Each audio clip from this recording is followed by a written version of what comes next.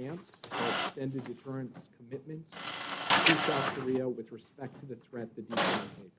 The U.S. says it didn't have anything to do with this, but there is word now that the mastermind of the bombing that killed 13 U.S. military service members at the Kabul, Afghanistan airport in 2021 is dead. The AP's Charles de Ledesma. Brigadier General Patrick Ryder issued a statement confirming that the plotter had been killed by the Taliban. Ryder added the U.S. was not involved in this operation. Over the weekend, the U.S. military had begun to inform the parents of the 11 Marines, the sailor and the soldier who were killed, and they shared the information in a private group messaging chat. In a phone call with the AP, Darren Hoover, the father of one of the Marines, said that the death of one of his son's killers brings little comfort. What happens is not going to bring Taylor back, and I understand that, Hoover says. I'm Charles. Asa Hutchinson, the former Republican governor of Arkansas, will kick off his campaign for president today in his hometown of Bentonville.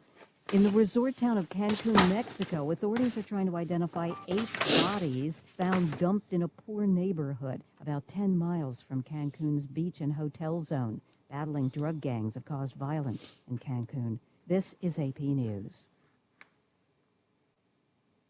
Now to the Supreme Court. Hey, everybody, how you doing? Everybody like and share, like and share, like and share, please. Profit on a property the owner loses because of unpaid taxes. 94-year-old Geraldine Tyler lost her Minneapolis condo because she failed to pay $2,300 in taxes, interest, and other penalties. Hennepin County sold her property for $40,000 and kept the profit. Her lawyers say that was unjust compensation, but about a dozen states and the District of Columbia have the same. Hey, how you doing? I am well. How are you? I'm doing well, thank you. In 2021, nearly 9,000 homes in the U.S. were sold because of unpaid taxes. Pulling on Facebook as we speak. Okay. Pastor, if you could give us some more words, please. Expected by June. Donna Warder, Washington. I'd like to say good morning to you on this wonderful Wednesday. April. April showers will bring us some Mayflowers.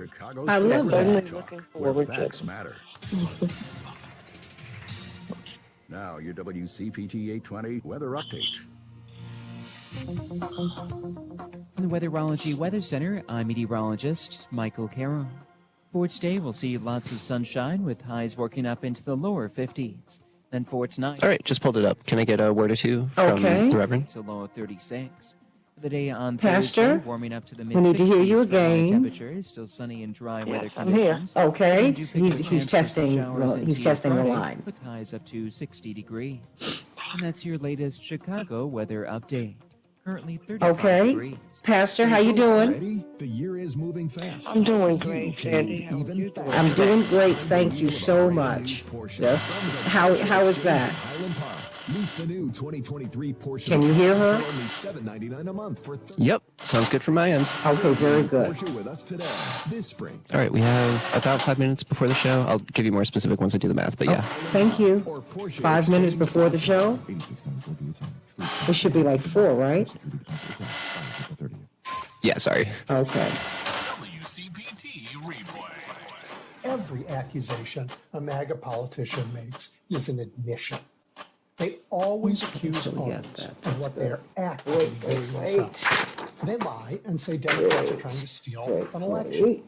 Oh, let's remember, only MAGA Republicans filed false slates of electors. Only MAGA Republicans passed laws to limit voting rights or close the doors to judicial oversight of gerrymandering.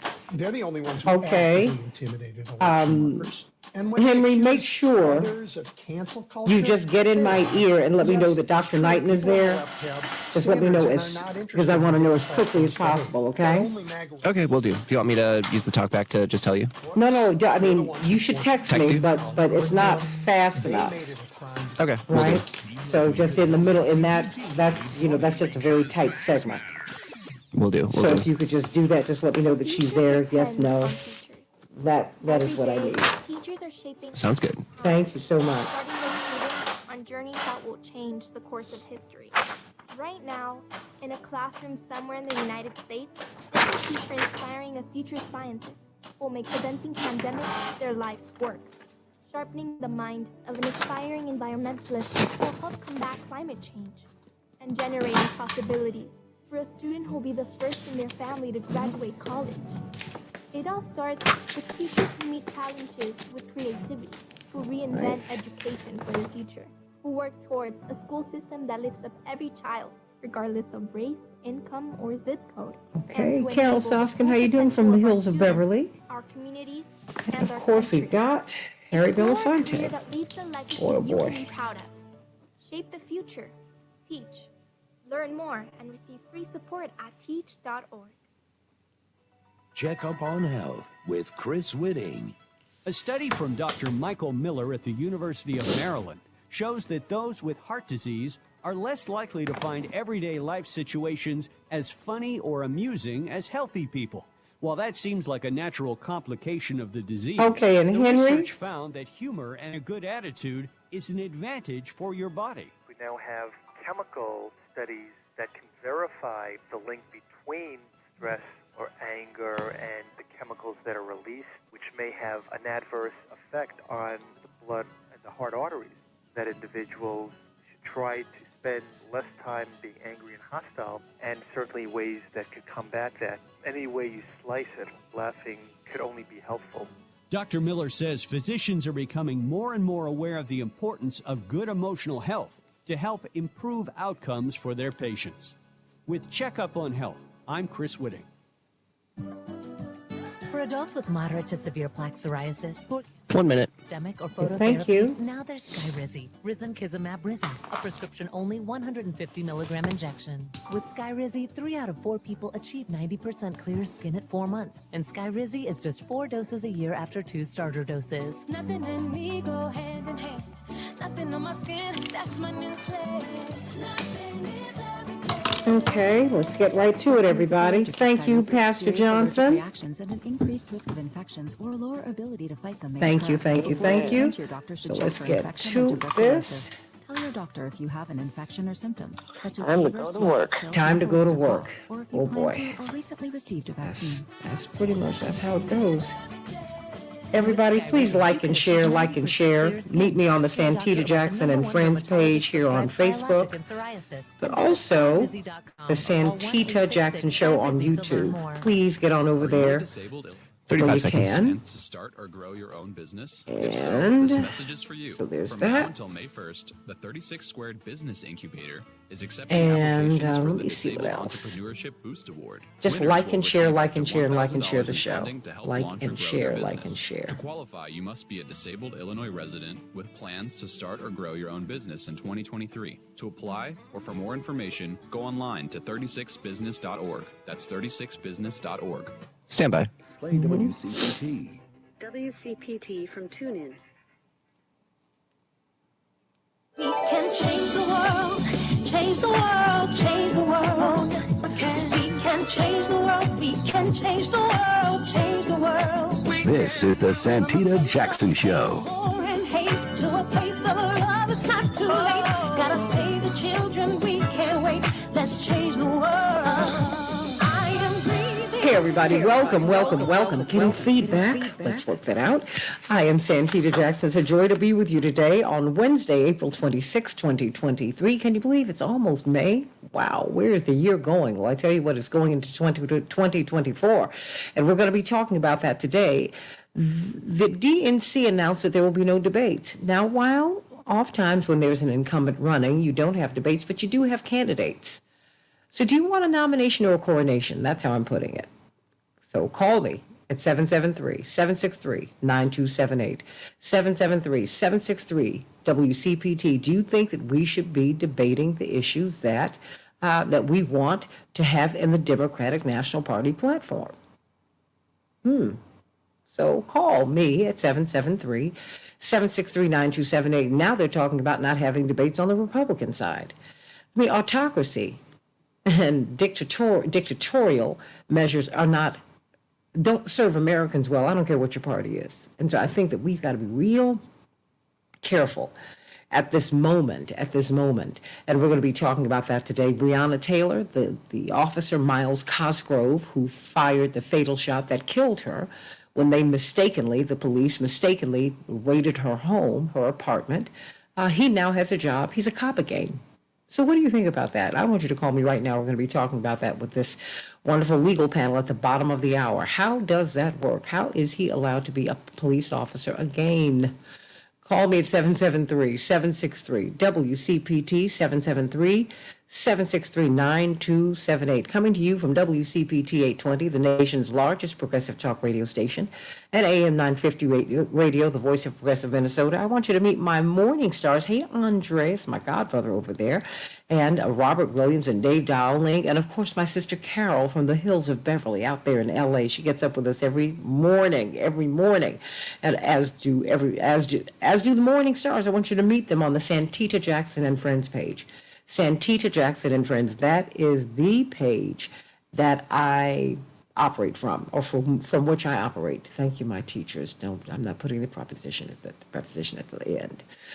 But my page is the Santita Jackson and Friends page. The Santita Jackson page, I can't accept any more friends. Please, everybody, go to Santita Jackson and Friends and migrate, if you will, over to the Santita Jackson Show YouTube channel. Facebook reached out to me because of the traffic that I'm getting, and they asked that I ask you to go over to the Santita Jackson Show YouTube channel. So they want us to build that up. So please help me to do that. And of course, dedicating the show today to the great Harry Belafonte. Oh boy.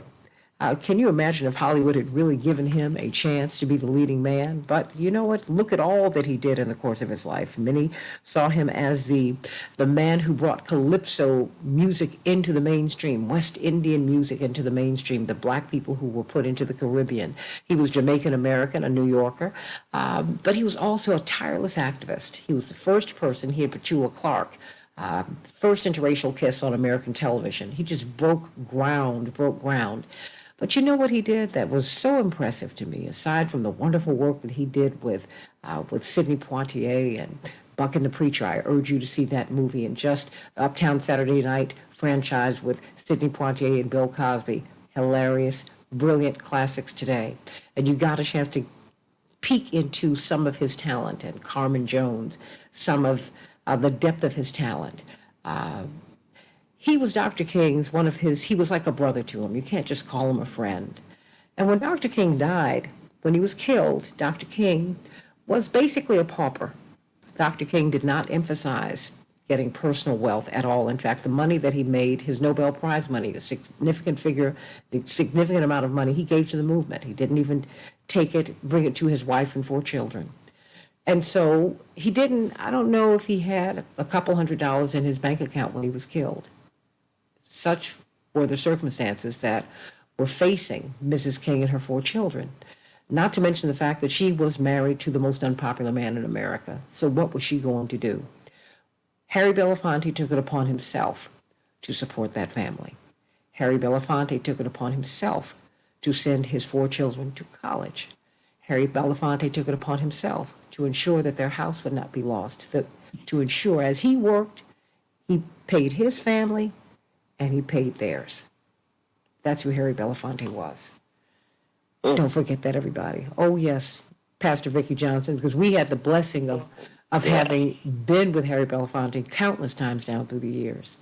And I just wanted to break it down for people that way, because when you decide to be independent and get in this struggle, there's a lot that you sacrifice. And Dr. King sacrificed it all. And your friends sacrifice it too, because your friends lose friends because they relate to you. But Harry Belafonte said, I'm not going to leave you out here, Doc, by yourself. You've gone on to glory, but I'm going to take care of your wife and your children. And he did do that. And he did that until he died. God bless you, Harry Belafonte, for all that you've done organizing the March on Washington, getting Charlton Heston and Tony Franciosa and Diane Carroll and all of these people to the March on Washington, Joan Baez to Selma, all of that. He did that and so much more, at great risk to his career. He and I'm extending these remarks just a little bit because I want us to know this history. When you look at Bill Cosby, when you look at Dick Gregory, when you look at Sidney Poitier, when you look at Harry Belafonte, these are the people who really broke the ground for black people in entertainment, and they determined that they would only show black people in the best light. Am I not correct, Pastor Johnson? You are telling the truth. That's all that they would do. They turned down roles. Billy Eckstein told me as a little girl that he was offered many roles because he was matinee idol gorgeous. But he said, the roles that they offered me, he said, I thought about my grandchildren. I said, what if they see this in 30, 40 years? I'd never be able to live with myself if I did something that degraded our people. That's who these people were. That's who Harry Belafonte was. That's who he is. And we honor him today, and we honor him every day. We thank God for you, Harry Belafonte. Thank you so much for all that you've done. We will be forever in his debt.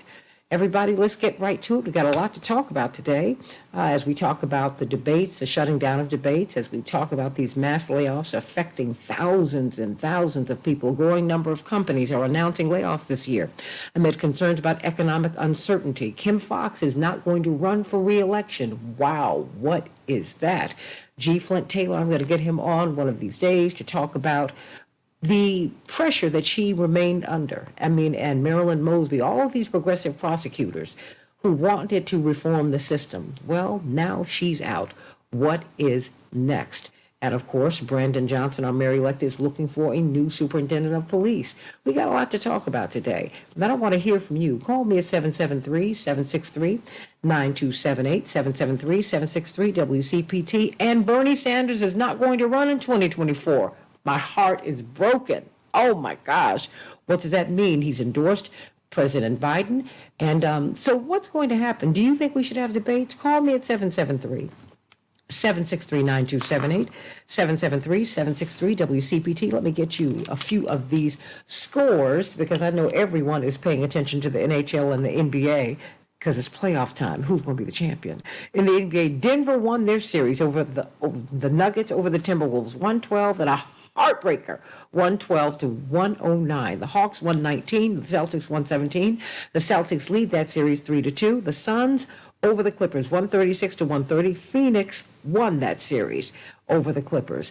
The Knicks will be facing the Cavs tonight. The Lakers will be facing the Grizzlies. Will they close it out? We'll see. The Heat versus the Bucks. The Warriors versus the Kings. In the NHL, the Islanders 3, the Hurricanes 2. The Stars 4, they shut out the Wild, and they lead that series 3-2. The Oilers 6, the Kings 3. They lead the series. The Kings do. 3-2. In Major League Baseball, the Twins 6, the Yankees 2, the Blue Jays 7, the White Sox 0, and Cubs shut out the Padres, so it wasn't all bad news. Pastor Vicki Johnson, how are you? You've got not one, but two congregations you are leading. Praise the Lord. Talk to us. Where can we worship with you on Sunday before you give us the good news? Well, you can worship with me at Lebanon Lutheran Church, 13100 South Manistee, on Sundays at 9 a.m., or at St. Thomas Lutheran Church on 80th and Jeffrey Boulevard at 11:30 a.m. for an hour of power. I love it. Well, what's the good news today? Well, good morning, Santita, and good morning to all of your morning stars and friends. There is good news. It is usually easier to give advice than to receive it yourself. We know stuff, so we're often giving advice. We tell others to slow down as we hurry to our next appointment. We say, get some rest as we burn the candle at both ends. We give advice for them to exercise while we put it off and barely get to it ourselves. We give encouragement to be good to yourself and don't do the same. We say everything will be all right as we worry about our own situations. We encourage others to do their best as we just skate by. We say be careful while we take all types of risk. We say trust your gut as we question ourselves. We encourage others to follow their dreams while we allow our dreams to become deferred. We even quote scripture saying, weeping may endure for a night, but oh, joy comes in the morning, as we are still waiting, wondering if joy will ever come. It is so easy to give the advice, but not take it. But if I believe that if it is good enough to give, of course, it should be good enough to take. I would like to challenge you today. Think of the advice you have given over the years. Pick one piece of advice you have already given recently. Then look in the mirror and give that piece of advice to yourself. Take it in. Nod your head. Receive it. See if you can live by it at least for a day. Try this more than once and see how impressed you will be with your own advice.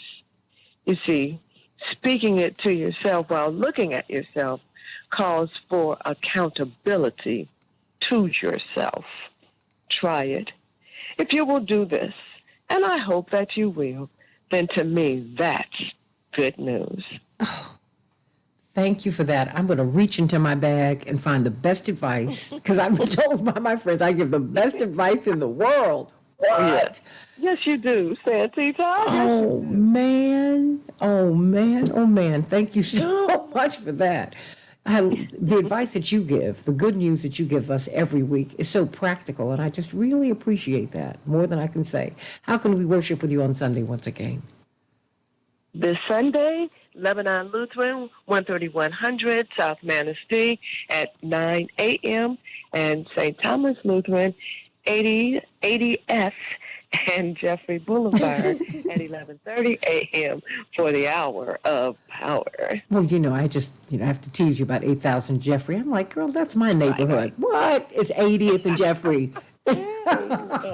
But only I'm going to take my own advice. I wasn't going to go exercise this morning, but I'm going to go jump in the swimming pool this morning. Oh, bless your heart. Well, have a great, great, great time. And that's a wonderful segue to Dr. Shanina Knight. In fact, I've got some callers, Jim and Andre and Dynamo Dave. Stay right there, because I'm going to get to you, because you all want to weigh in on these debates and just everything, and I'm going to get right to you. Because, this is that time. We're in 2024, everybody.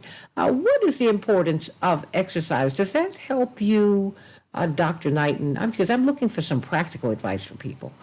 Does that help you to build your immune system? Does that help at all? So, good morning, Santita. So, what happens when you exercise is, long story short, how can I put this? Stress. So stress, it helps to relieve you of stress. Stress in itself can lower the immune system. So exercise has a way in being able to release what's called cortisol and some other factors that put you in this bad, stressful environment to lower your immune system by allowing you to be able to release some of those endorphins that would then be indicative of lowering your immune system because you are stressed. So you're saying that, like, when you worry about paying your bills, when you have troubles in your personal relationship, when you are worried about your children, the people you love, that can lower your immune system? Yes, and then what happens, yes, it can, actually. So that can get into, we don't think about it, but some people, when they have depressive symptoms, they also topple that stress and that feeling of being down also with bad eating. And so the combination of bad eating also contributes to that as well. People, when they're feeling down, are less likely to move around. So people will mope, or they'll be sleeping, and they'll be doing things that, again, doesn't increase, like, let's say, or I would say make the best use of, like, our immune system's best defensive cells. So when you actually do exercise, what happens is it helps to increase your ability to be able to fight off things, because you at least have your fighter cells that are moving around in the body. So when you see that poverty is the fourth leading cause of death in the United States, being poor is stressful. And so I would add that that stressors in your life, and particularly when they're just very difficult to manage. When you have more money, more days than money, and you're working as hard as you can, that's a lot to do. And it will, people joke about it, but it will take years off your life. What do you advise us to do as we try to prevent infection, as we really seek to be as healthful as we can be? What should we be doing, Dr. Knighton? Well, one, thinking about the fact, I always remind myself of this, and this is that saying of this too shall pass. And so oftentimes when we're going through, let's say, a crisis, or we're going through something like right there at that moment, then we tend to not think that we'll ever make it out of that moment, and it can seem like the worst. Sometimes we also tend to focus on those around us and want to love them so bad and empathize with them so bad that we tend to neglect ourselves, which goes into almost what Pastor was saying earlier today. And so my advice for people is to, one, take care of self. But when I say take care of self, pay attention to what's happening. If you feel like you're coming down with a cold, that right there is a sign that your immune system is lowered. So instead of putting more things in your body and doing more things to your body and thinking about more things that's going to lower it, meaning you're thinking about things that are stressful, you're eating sweets, which we know sugar, 75 grams, lowers the immune system for 5 hours.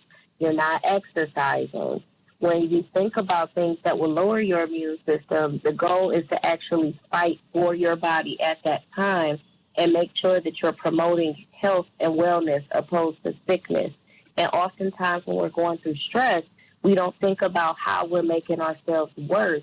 And the thing is if it's something and you like, I can't stop stressing about it, at least make sure you're eating your fruits and vegetables so that way your body can try to offset that stress. In a special way, I want to reach out to one of our morning stars, Lorraine. She and I have been sisters in this struggle. Both of her mother has Parkinson's, my father has Parkinson's, and that can stress you out. Because when one person in the family gets ill, please, everybody gets ill. When one person in the family, has a great moment, it lifts the whole family. But when one person is struggling, my mother said she's as happy as her unhappiest child. And that's how it is. But, we have to, Lorraine, and everyone, all of my morning stars and everyone within the sound of my voice, everyone who is going through something, just remember you've got to go through it and you got to grow through it. And it's all right. It's all right. There will be, the sun is always shining. The clouds might be in front of it, but the sun's always there. Remember that.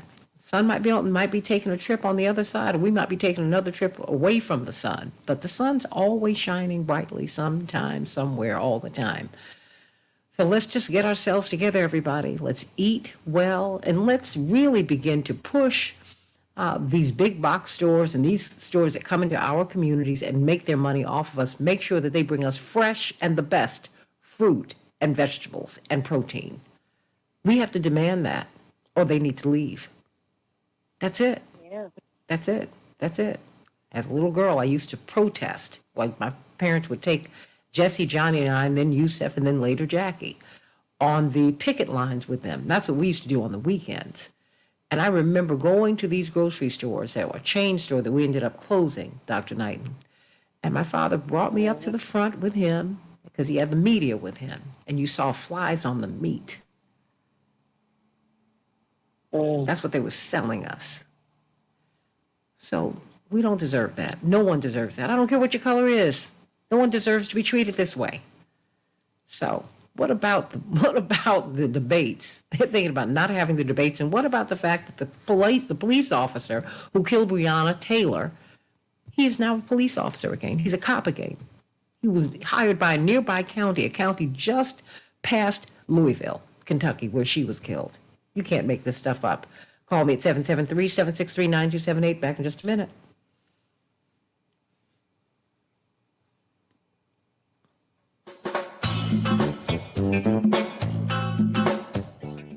You're very welcome, Lorraine. I hear you and I feel you, honey. Willow Springs is powered by ComEd. See how ComEd is I hear preparing you for a and clean I energy feel you. future. Trust me. Hey, Eric out there in LA, ComEd.com/cleanenergy. all my people out in LA, and he's been trying to get me on Tavis Smiley Station. Bless your heart. You're just the sweetest man. All of you are. I just love you all. Love you, love you, love you.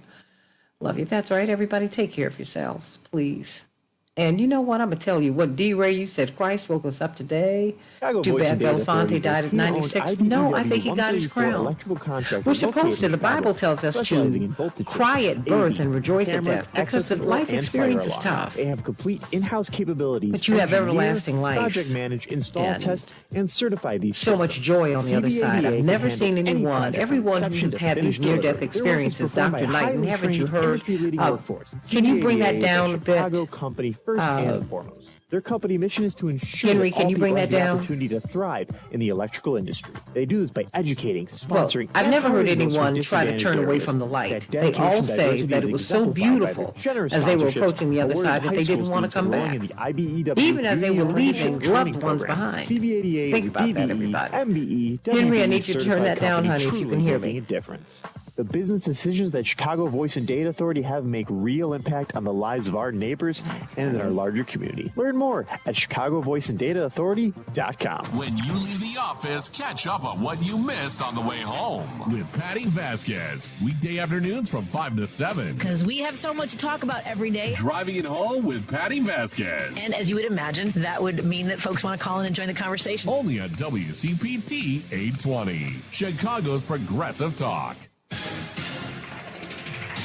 Okay, You're let's get listening right to to it. WCPT 820. Here's the latest Chicago weather update.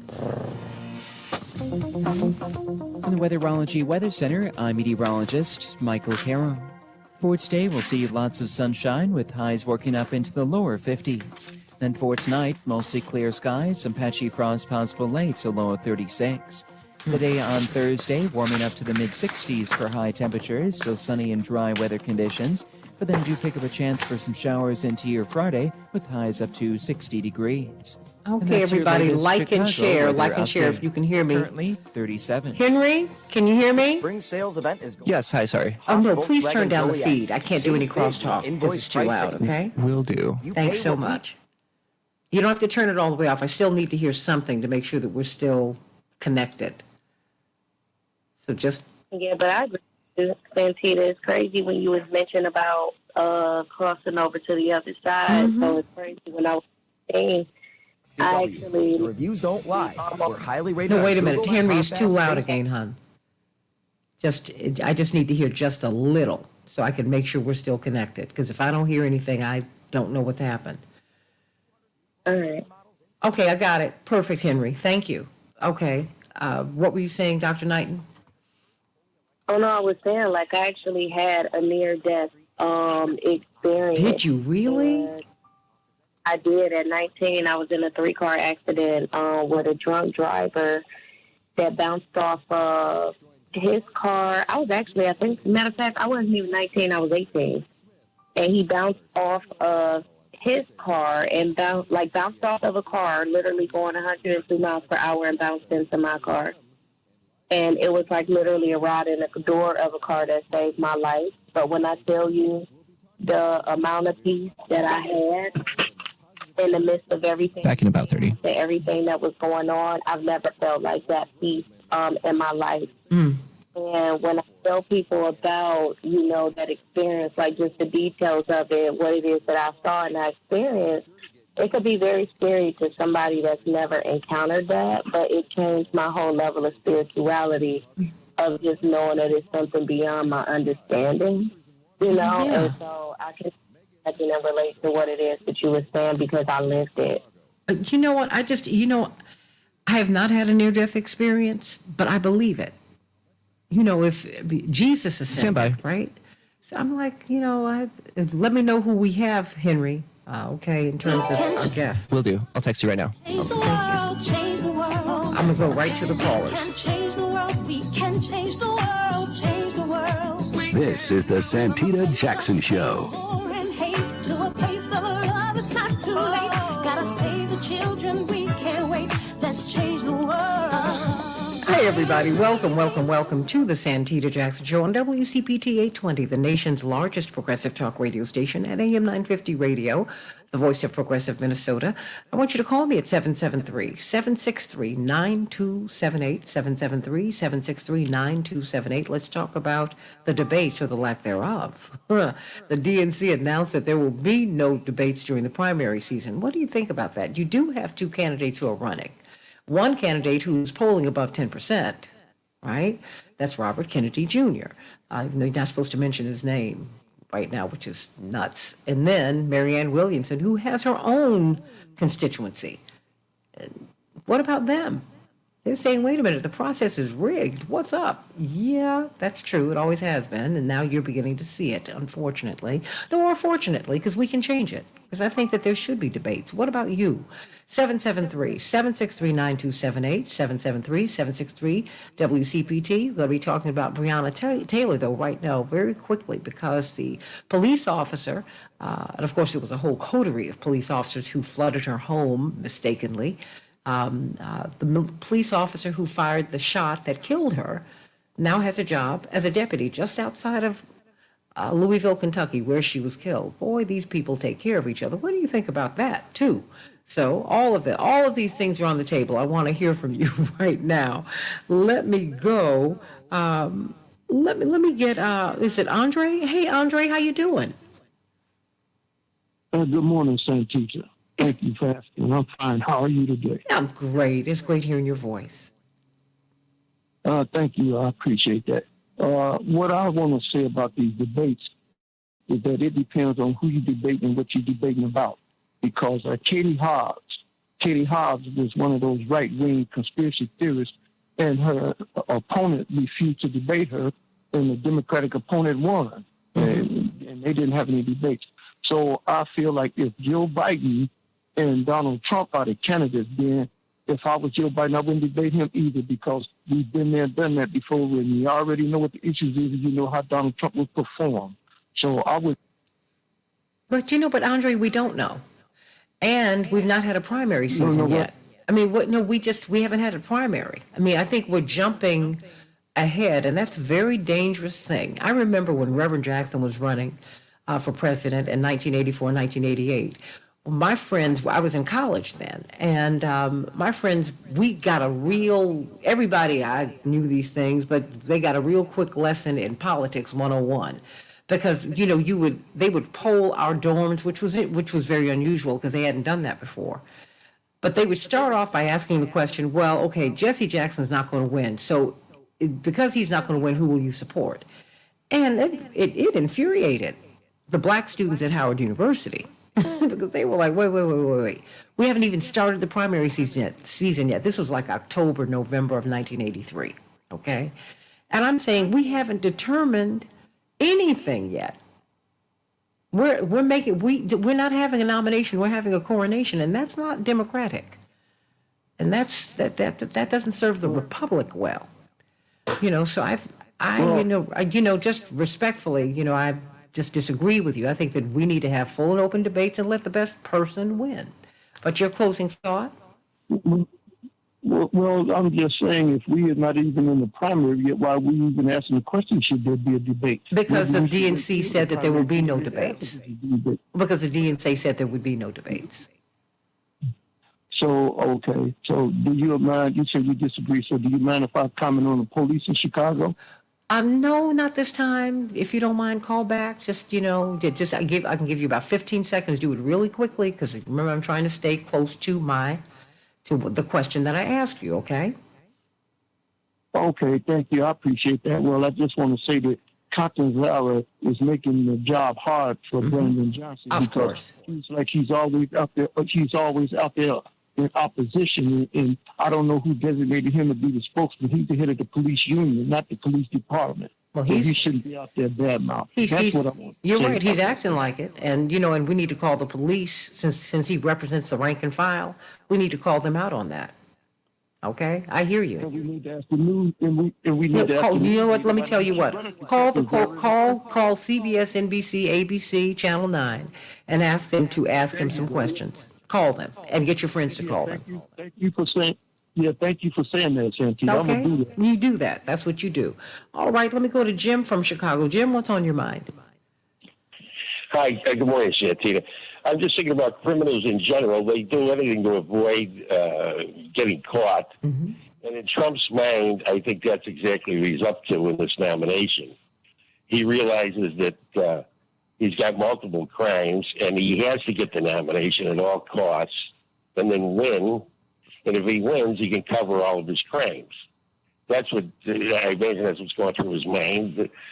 Since the beginning of the time, criminals try to do anything to not to get caught, and that's what he's going through at this particular moment. Okay. And it's interesting.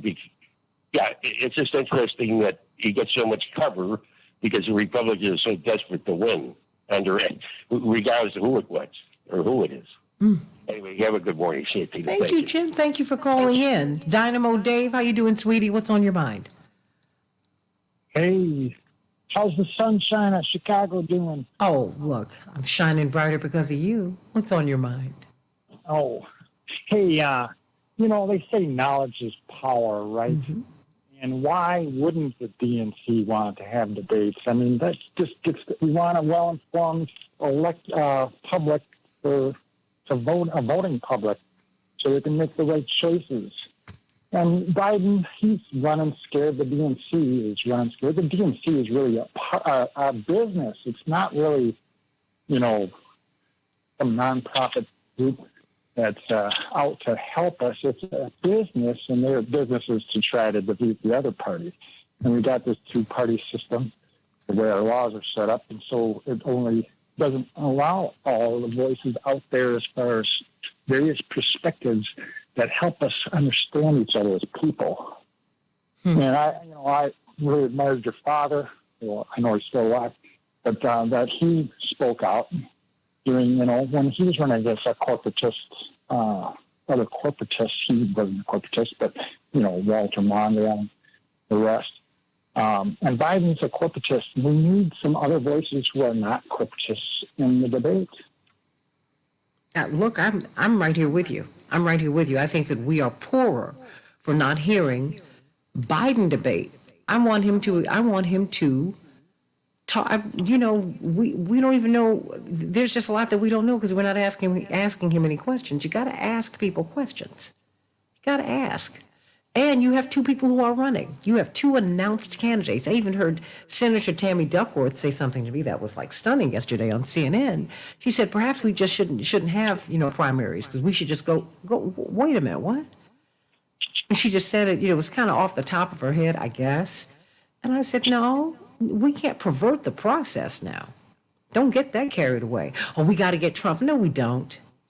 I lived through Trump. And I'm from a people who lived through slavery. You cannot do anything to frighten me. I'm over that.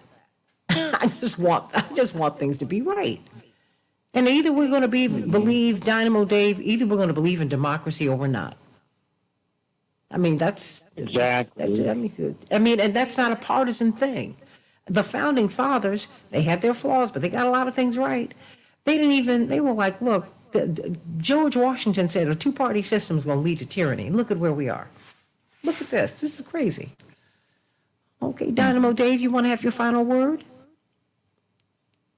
If we were to arrange to get either or both candidates on your show, Robert F. Kennedy Jr., who's been blacklisted, I understand why. Absolutely. And Marianne Williamson, would you allow them on Absolutely, I would. I would hope I'd be able to keep my show, but absolutely. Absolutely. Because, quite honestly, these kinds of things get you pushed off the air. I mean, if you look at Tucker Carlson and you listen to his positions, not just on vaccines, but on Russia, on Ukraine, he's been one of the few voices who's questioned our intentions in Ukraine and why we're there. I think it's he's more of a libertarian than anything. I think that got him pushed off the air. Honestly, so there's that. And I just, I think that either we're going to be a free people or we're not. Either we're going to have liberty or we're not. And that means you stand up for free speech, even when you disagree with what someone has said. That's when you got to stand up for free speech. Don Lemon, that's all of that. But I think that there are differences between Tucker Carlson and Don Lemon. But it's just, you just put them in a basket. I think that people, because even they are part of the corporate media apparatus, there's nothing wrong with that. But Amy Goodman, Stephanie Miller, Tom Hartman, Robert Patillo, there are a whole lot of folks out here who need bigger platforms. And who speak to our needs. So I just want to send you so much love today. Dynamo Dave, you are my sunshine, my only sunshine. You make me happy when clouds are gray. You'll never know, dear, how much I love you. Don't ever, ever go away, my Dynamo Dave. Okay? Oh, I had one last thing. Okay, sweetie. And you just messed up my clothes for you. Okay. I'm sorry. That's all right, sweetie. I really appreciate it. But I want to say, I know Henry Belafonte probably wasn't a Catholic, but I think he should be honored as a saint. Mm-hmm. Well, they're not gangsters of space on saints. Dr. King wasn't Catholic, but he sure was a saint. Come on now. Yeah. Well, I mean, yeah, he should have as well. Yeah, absolutely. Well, he got his crown. He got his crown. Yesterday, he got his crown. After 96 years, he got his crown. Thank God for him. And thank you, Dynamo Dave. Got a lot of people who are with us today. Of course, Attorney C.K. Hoffler coming on a little early, legal Q&A with C.K. and Daryl Jones, Attorney Daryl Jones, Transformative Justice Coalition Chair, and Attorney Robert Patillo, Rainbow Push, WAOK. They're both on WAOK, he and CK. He's on from 1 to 4 on Sundays, Eastern Standard Time. She's on at 11 o'clock on Tuesdays. And, of course, along with Barbara Arnwine, Attorney Daryl Jones is on WOL, the superstation in D.C., every Tuesday at 12 noon Eastern Standard Time. We're going to have David Daly with us and Dwight McKee soon. But, try and reach Dwight McKee now, if you don't mind, Henry, my board operator. So let's get right to it. Very quickly, C.K. Hoffler, before we move into these debates, because people really do want to talk about the debates and the lack thereof, Miles Cosgrove, the former police officer, Louisville police officer, who fired the fatal shot, he killed Breonna Taylor. He has a new policing job in a neighboring Kentucky county, just outside of Louisville. He never faced criminal charges, C.K. He passed a background check in order to get this job. The state's police council voted last year not to revoke his certification. And Kentucky law made it difficult to charge all of the officers implicated in her killing. What is going on here? How is it that he is now a deputy in an adjacent county? Attorney C.K. Hoffler, what's this? Good morning, Santita. What is that? It's pandemonium. It's chaos. It's a mess. But it's the reality of law enforcement that we all need to understand. Those officers, despite to me how compelling the evidence was, and this is the person, as you accurately said, whose gun actually killed Breonna Taylor. No, he killed her. He squeezed his gun, right? He squeezed the gun. But what I'm drawing a distinction between all the other people who were shooting everywhere and the person who actually killed her. Yeah. His gun. It was his gun, directed by him.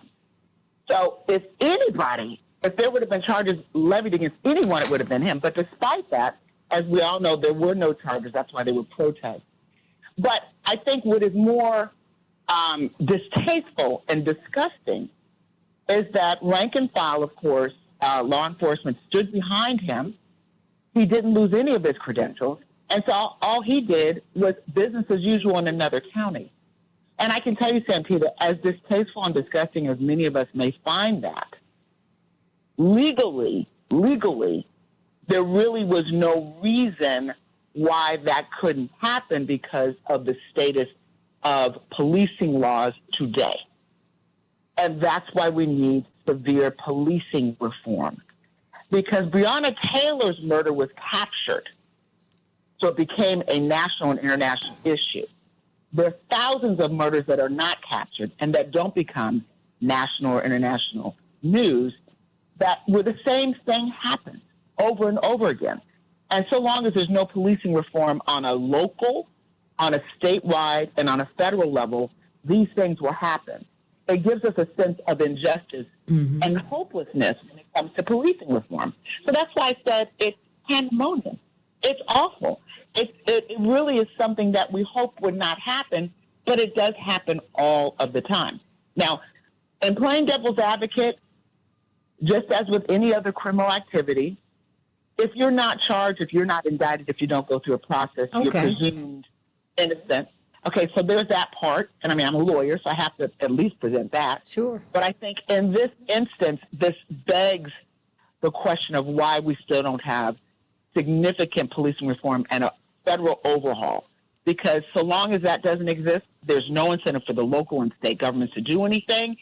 And we will continue to have these types of situations where bad police officers will continue to do bad things because they won't be stopped. There will be no incentive, and they won't be held accountable. Absolutely, and everybody's protecting him. The state legislators, the rank and file police, just and he killed this young woman, and it's an oops. We were in the wrong apartment. Are you serious right now? Wait a minute. Robert Patillo, what's your take on this? Well, just to echo CK, there is so much of a need for national police reform that this should be our marching orders. That this happening at the same time that President Biden's announcing re-election, we have to ensure that the Democratic Party understands that if you want those black turnout numbers that you saw in 2020, that you saw in 2012 for Obama's re-election campaign, you have to push through police reform. Let's just look at all the other things that they've been able to do. They've been able to do a $1.7 trillion infrastructure bill, no problem.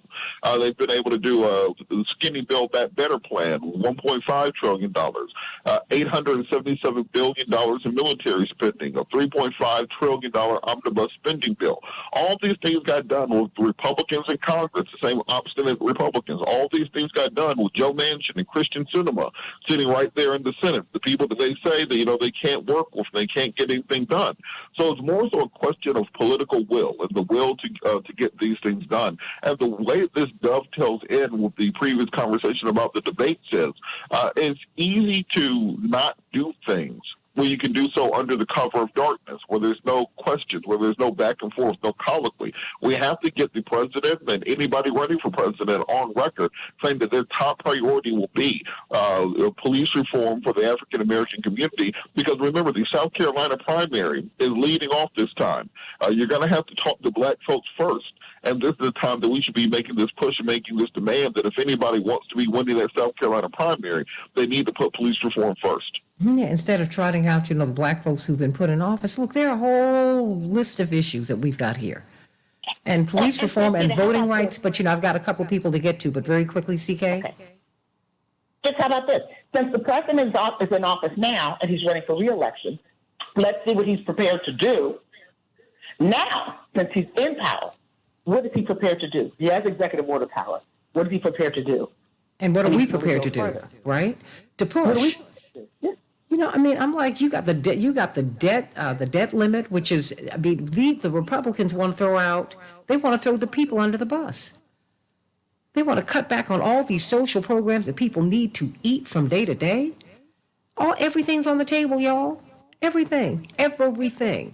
And many of these Republicans are in swing districts. You need to press them and let them know you won't be going back into office, my friend, if you vote this McCarthy plan through. People need to get serious about this. Attorney Darrell Jones, and then you, Dwight McKee. Well, thank you so much, Santita. With the Miles Cosgrove, who is the officer that was involved in the Breonna Taylor shooting, I think there are a couple of things that we need to take into consideration and that people really need to know. One is that the most dangerous situation that an officer will find himself in, or a member of the public, is a situation where they're forced to use their firearm. They're forced to use lethal force. When we look at this Breonna Taylor situation, we understand that this officer, Miles Cosgrove, sued to get his job back. The judge goes through all the evidence that was presented. And what stands out to me is that the judge says, she says that Cosgrove never identified a target. So he shot randomly in different directions. So that's a reckless act that's being taken there.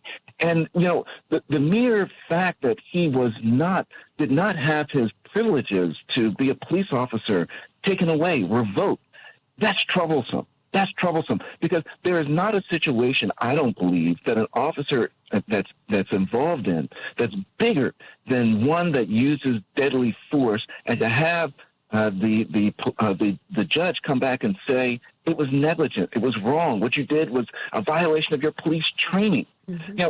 That he shouldn't be there, and now he's 3 hours away from here in Louisville, where I am now, from where this incident occurred. So he's right back in the midst of it. The community knows what he's done.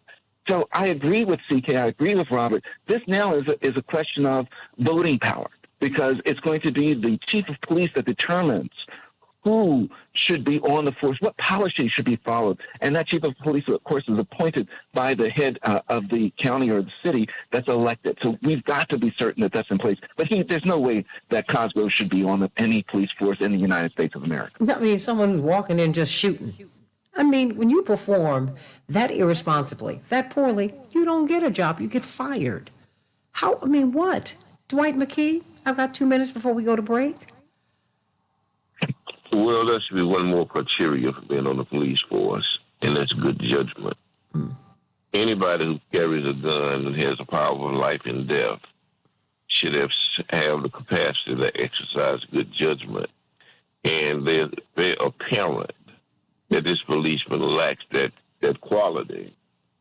And so, independent of whether or not he broke the law or didn't break the law, which is, a little abstract, the fact of the matter is what the law he did break was the law of exercising poor judgment.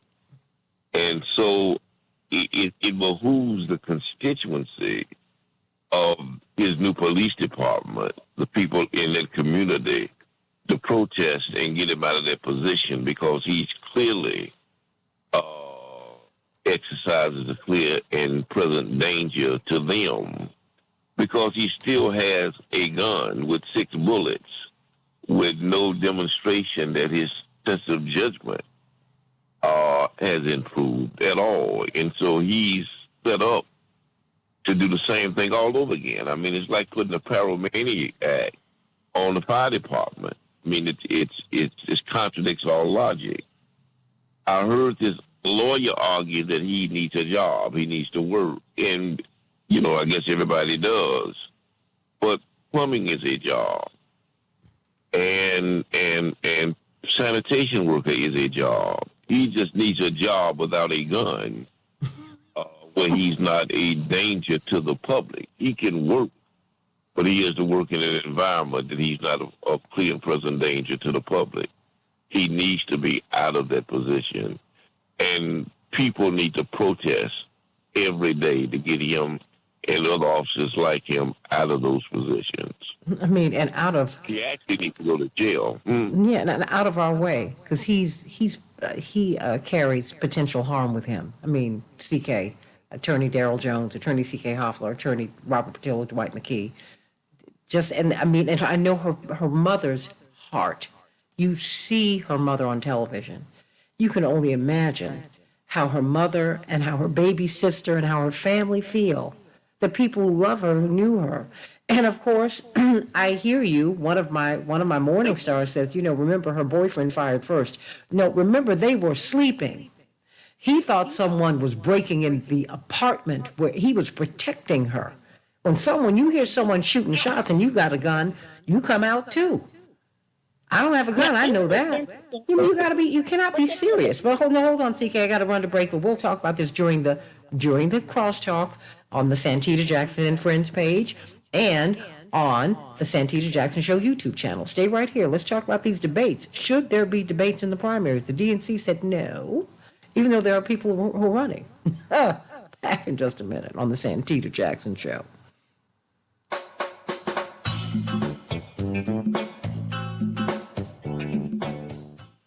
Hey, CK, you can keep on talking, hon. Yeah, I was just going to make an observation about, isn't it interesting that when you have, we have all these stand your ground laws, but even if you're not in a stand your ground state, it is pretty much the law with variation that if someone is intruding into your home, you have the right to defend your home. And if you fear deadly force, then you have the right to defend. So I just think it's very interesting how we have in Breonna Taylor because people don't recognize that there was a home invasion. And yet just recently... Wait a minute, by the police. By the police. By the police. Yeah. But anybody. Police, anybody. Yeah. When you sit up and like your yourself. But recently, a young 60-year-old rang a doorbell and was shot in the face by someone. He wasn't even invading the person's home. Wait. Don't forget don't forget Kaylee, who was riding away. They said, "Oh, we're at the wrong place."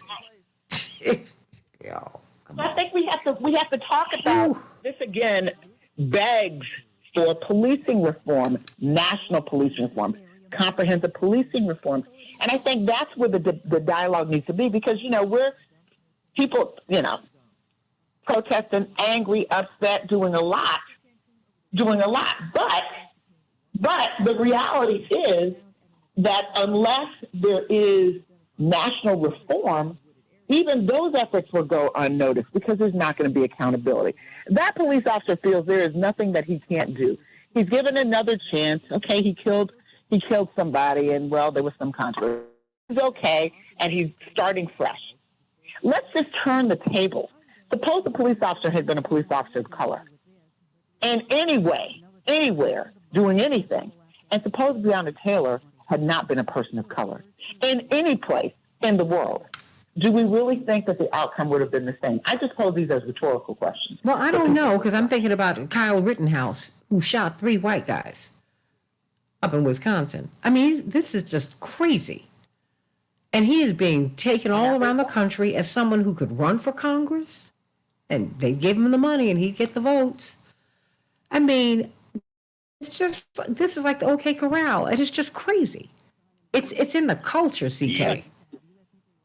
Well, and in all of these cases, there's a racial dynamic. Absolutely. It's not all of them, but in many of them, there's a racial dynamic. But anyway, I interrupt. I think I heard Uncle D, who was going to be. Boom. Yeah, I was going to say, CK, that he shot 3 white boys as another white boy. Had he been a black guy shooting 3 white boys, it'd have been a totally different outcome. You always have to factor in race because it's always the variable in these situations. Racism, because race is not a problem. It's racism that's the problem. But and classism, and just feeling that you have the right to do whatever you want to anyone. I mean, it's just you can just come off your porch and shoot someone who's driving away from trying to get out your driveway. Are you serious? I think about this 20-year-old girl. I mean, because no one's really talking about what happened to Kaylin Gillis, and that really bothers me.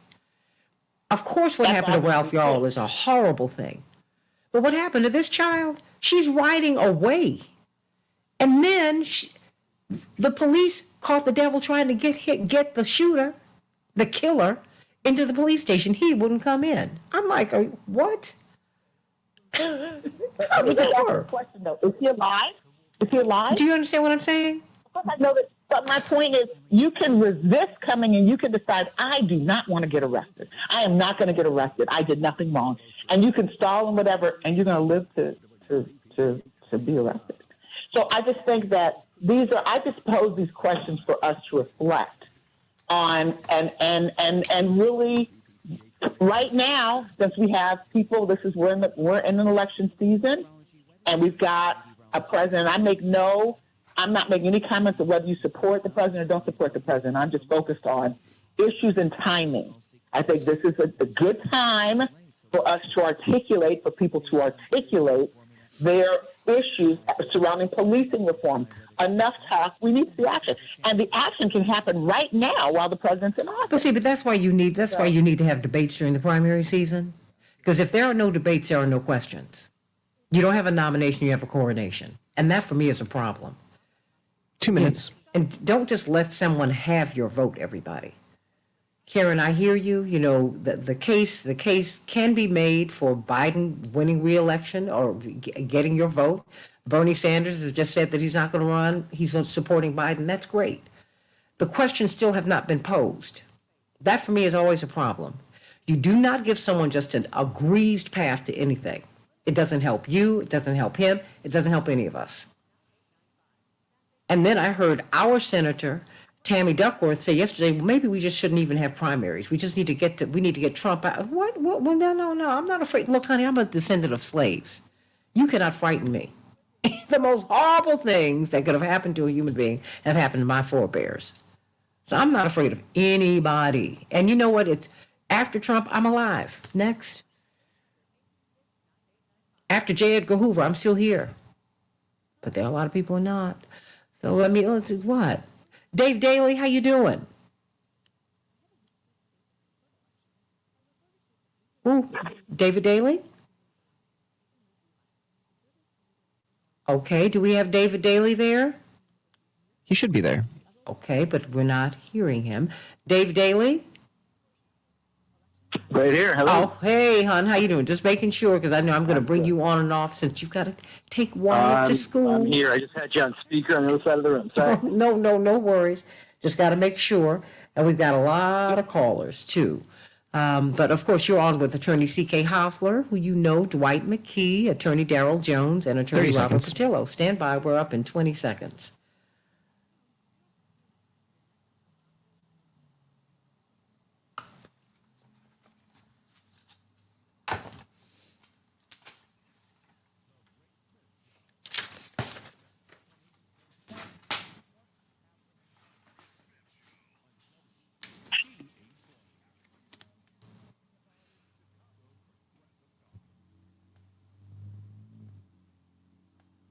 We can change the world, change the world, change the world. We can change the world, we can change the world, change the world. This is the Santita Jackson Show. And hate to a place of love, it's not too late. Gotta save the children, we can't wait. Let's change the world. Hey, everybody, it's Wednesday, April 26, 2023. I'm Santita Jackson, coming to you from WCPT 820. The nation's largest progressive talk radio station at AM 950 Radio, the voice of progressive Minnesota. I want you to call me at 773-763-9278. Let's talk about the primaries, the Democratic primaries. The DNC just announced that there will be no debates. What do you think about that? Call me at 773-763-9278. And, of course, meet my morning stars on the Santita Jackson Show YouTube channel, the Santita Jackson Show YouTube channel, and the Santita Jackson and Friends page on Facebook. That's where I can receive friends. I'm getting some feedback, Henry, so let's get that.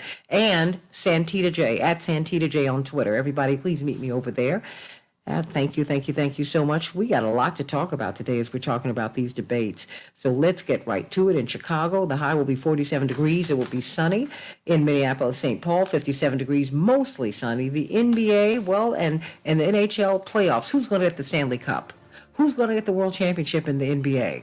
I don't know, but it's getting exciting, everybody. In the NBA, Denver won their series over the Timberwolves. It was a heartbreaker, everybody. Although they won 4-1, it was 112 to 109 yesterday. The Hawks 119, the Celtics 117. The Celtics lead that series 3-2. The Suns over the Clippers 136 to 130. The Phoenix Suns have captured their division, everybody. Much love to all of them. Knicks versus the Cavs tonight. The Lakers, will they capture it all tonight against the Grizzlies? We'll see. The Heat versus the Bucks, and the Warriors versus the Kings in the NHL in pursuit of that Stanley Cup trophy, everybody. The Islanders 3, the Hurricanes 2. The Stars shut out the Wild 4-0, everybody. They're leading in that series 3-2. The Oilers 6, the Kings 3. The Kings lead in that series 3-2. In Major League Baseball, the Twins 6, the Yankees 2. The Blue Jays 7, The White Sox, well, they were shut out 0-6. The Cubs shut out the Padres 6-0 yesterday. So let's get right to it, everybody. And Kim Foxx will not seek a third term as Cook County's top prosecutor. And of course, G. Flint Taylor, activist and attorney, said she had to fight that culture and all the lawyers on her staff who had defended so long the practices that led to the wrongful convictions and mass incarcerations of so many. She took that on in good faith and made some good strides. Blessings to her. Indeed, Mayor-elect Brandon Johnson is moving quickly to find an interim police superintendent. Massive layoffs. A growing list of companies are announcing layoffs this year amid concerns about economic uncertainty. According to the CNN report, Disney, BuzzFeed, Lyft, and Deloitte are among the list of major companies that have reduced their workforces significantly this year. Washington's Democratic Governor Jay Inslee on Tuesday signed a statewide ban on most sales of assault-style weapons. House Bill 1240 prohibits the manufacture, importation, distribution, and sale of assault-style weapons in the state of Washington. Those are just some of the headlines on the Santita Jackson Show, dedicating the show today to the late, great Harry Belafonte. His great work and his heart will be with us always. Indeed, he's known as the King of Calypso, someone who helped to pioneer, laid the groundwork for us to get a Bob Marley. By being a black man of West Indian extraction, he brought us Calypso music and became the king of that. He brought us the first interracial kiss with Petula Clark on American television. He also brought Hollywood stars to the March on Washington. He gave us Carmen Jones. He gave us, along with Sidney Poitier, Buck and the Preacher, and along with Sidney Poitier and Bill Cosby, gave us the Uptown Saturday Night franchise. But he and Bill Cosby and Sidney Poitier and Dick Gregory, these are four giants in entertainment who broke through into the mainstream. But they did it without compromising and sacrificing the dignity of black people. That's what they were determined to do. And indeed, you saw their activism. You saw Dick Gregory just left showbiz behind, not his comic genius, but he became an activist for the rest of his life. And that's something that really stayed with Harry Belafonte in a very strong way. And for all of his brilliance in entertainment, one could only imagine what more he could have become if Hollywood had just opened their doors to someone. There was no one better looking, no one more talented. But I'm struck by the fact that he is someone who took Dr. King on as his brother, one of the most unpopular man in the United States of America. And when Dr. King was killed and he fretted about what would happen to his family, Dr. King didn't even have $200 in his bank account when he was killed. Every time you saw him on a stage, Belafonte on a stage, every time you saw him in a movie, he had some money that he gave to his family and other money that he gave to Dr. King's family. He took on the responsibility for Dr. King's family. He educated each of his 4 children. He made sure that Mrs. King was not put out of that house. That's what he did. He made sure that they had food on the table and that they had manly cover. And we just thank God for him today. When you think of him, please think of that. And thank God for all that he did to make this world better and to give us our dignity. I think of Billy Eckstine, who said he was offered as someone who was movie star handsome. He said he was offered roles in Hollywood, but when he thought into the future, he said 30, 40 years down the line, I thought about my grandchildren watching these movies, these roles that they were asking me to enact, and I just couldn't do it. I didn't want my children to see me this way, and I did not want my children's children to see me this way, and more than that, I didn't want your children to see me this way. That's who Harry Belafonte was. That's who he is, and we thank God for him today. Everybody, before we go into this question about the Democratic primary, should we or should we not have the primary? Should we or should we not have have debates? I want you to know that we're talking about economic freedom, and that's one of the things that you cannot debate. Team Hochberg wants to help you to own a house, even as this economy is really trying to stay on its feet. If you are a first-time home buyer, that is to say, if you have not owned a home in the last 3 years, you need to call Team Hochberg because you could be eligible for a program that could enable you to buy a home right now. They are your trusted local lender, first-time home buyers, people who have not own a home over the past 3 years, they made up just 26% of home buyers last year, down from 34% the year before, down from numbers years before. People are not buying homes. They can't afford it. Well, Fannie Mae and Freddie Mac, they've been alarmed by these numbers because owning a home is at the center of the American dream. It's the center of generational wealth, everybody. And so what they want to do is incentivize first-time home buyers, and Team Hochberg wants to put you in the program to make you do it. So people, they are offering substantially lower rates with which you can buy a house. And so call Team Hochberg at 855-56-DAVID, 855-56-DAVID, so that you can find out if you qualify. If your total household income is below $105,700 in the Chicago area, you could buy a house. But you can't have owned one within the past 3 years. So I want you to call Team Hochberg at 855-56-DAVID, 855-56-DAVID, and get on the road to generational wealth for yourself, for your children, for your children's children, and on it goes. People who own homes give birth to people who own homes, and on it goes. Everybody call Team Hochberg at 855-56-DAVID or go visit them online at 56david.com. I had to reach out to Attorney C.K. Hoffler's Legal Q&A with C.K. segment. First, you've got Dr. D, Dwight McKee, brilliant social scientist, Robert Patillo, attorney Robert Patillo, all of his brilliant panel attorney, Daryl Jones. We had to reach out to David Daley, New York Times bestselling author, CK, because, he has always given us the numbers, right, on how underrepresented Democrats are. And now you're seeing the youth who are saying, you better inspire me, Democrats, if you want me to come out. I'm just wondering, CK, how inspiring it will be. David only can be with us for a couple of minutes. He's got to drive his son to school. But, what about these debates, CK? I think we got to get to David before he goes. Well, let's get to David, Santita. Let's get to David. David Daley? Good morning. Thank you. It's very kind. In the middle of your segment, too, CK.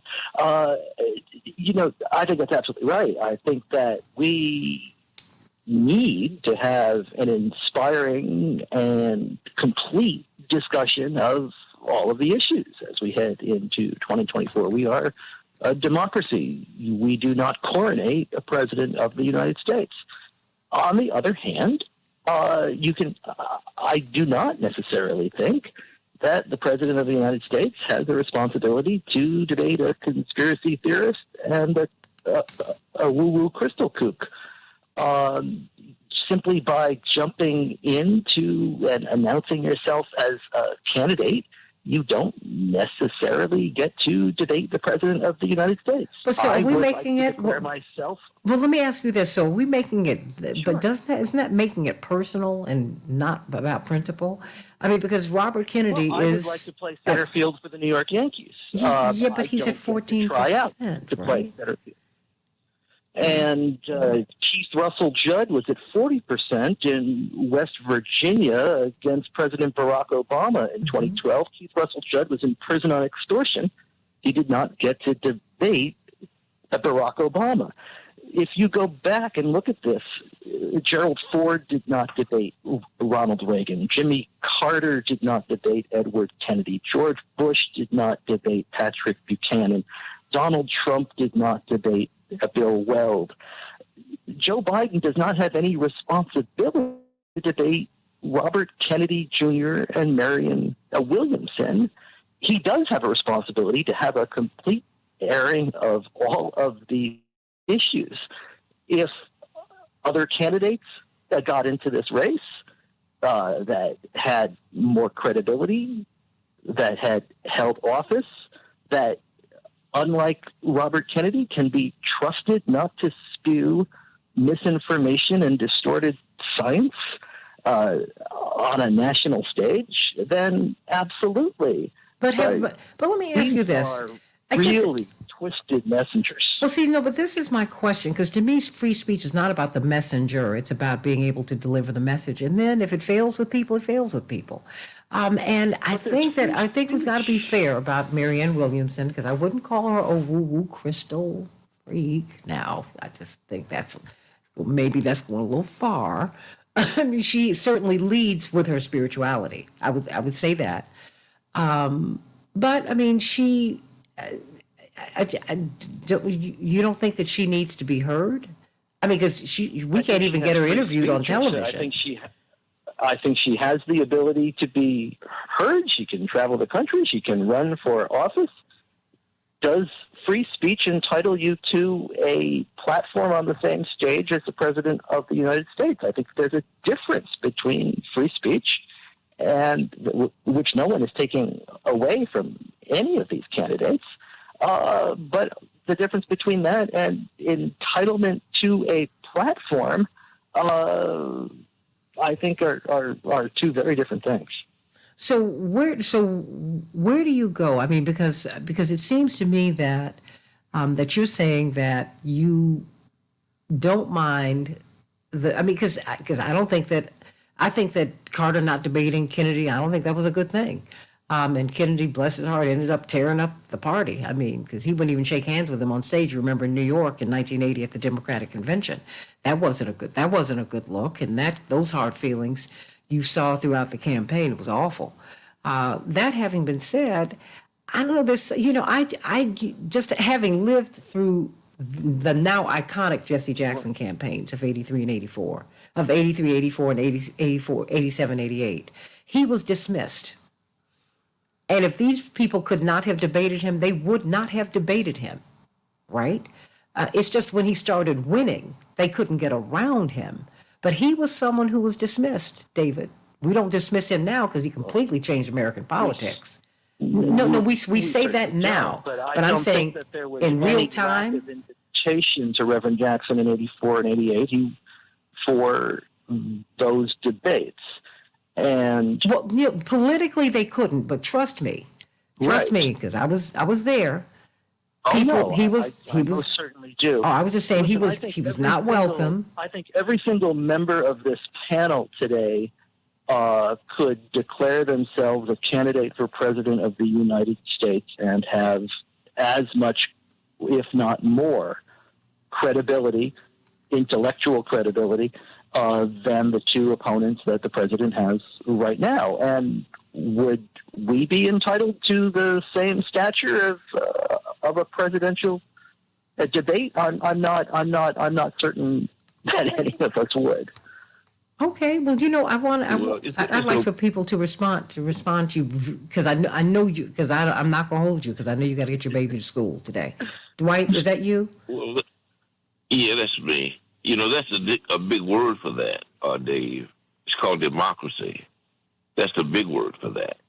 Is that I think that anybody in the race who is have proved themselves a legitimate candidate has the right to debate and be debated. And I always want to know what are they protecting him from? What is the fear of him debating? Because the fact of the matter is, at that point, he's close to being the former president than the existing president. He does not become the new president until he wins. And so up to then, he's a candidate running for the presidency, just like Kennedy is a candidate running for the presidency. And so it becomes, to me, a little arrogant and a little presumptuous for us to decide who's legitimate and who's illegitimate based on our own presumptions. It comes across a little arrogant, and it really is kind of what we went through as a people for 200 years, is that they presumed that we didn't have the right to vote because the presumption was we weren't intelligent enough to be able to make a decision who to vote for, and or we wasn't intelligent enough to be able to run the office. And so they locked us outside of the process based on presumption. And that's what seems to be happening with the Democratic Party. And it only reinforces, to me, the conspiracy theories that other people have. The kooks look less kooky because what they be kooking about is qualified by the fact that one is nobody wants to have them debate the president, but secondly, you want to lock up the guy he's running against on the Republican side.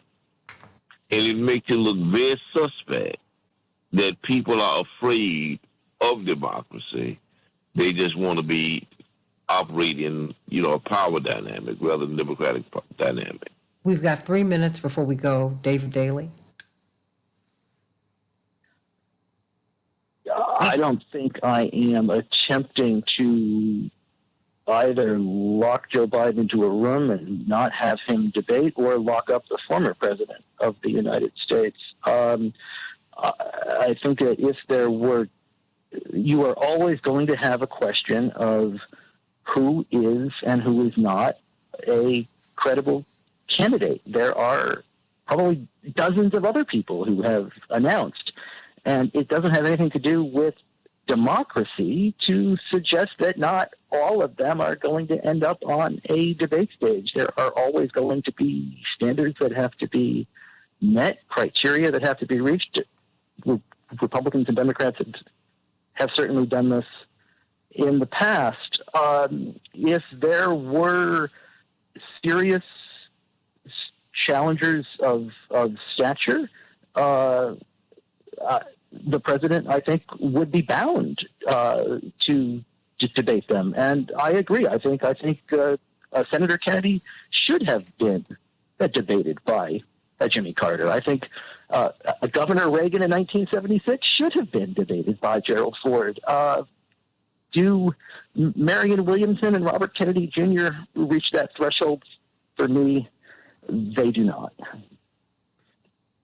Okay. I mean, but what is your threshold then? Because I don't want you to leave, I don't want the participles to hang. Okay. No. I mean, so if it's not, like a certain threshold in terms of where you poll, I mean, what is the threshold?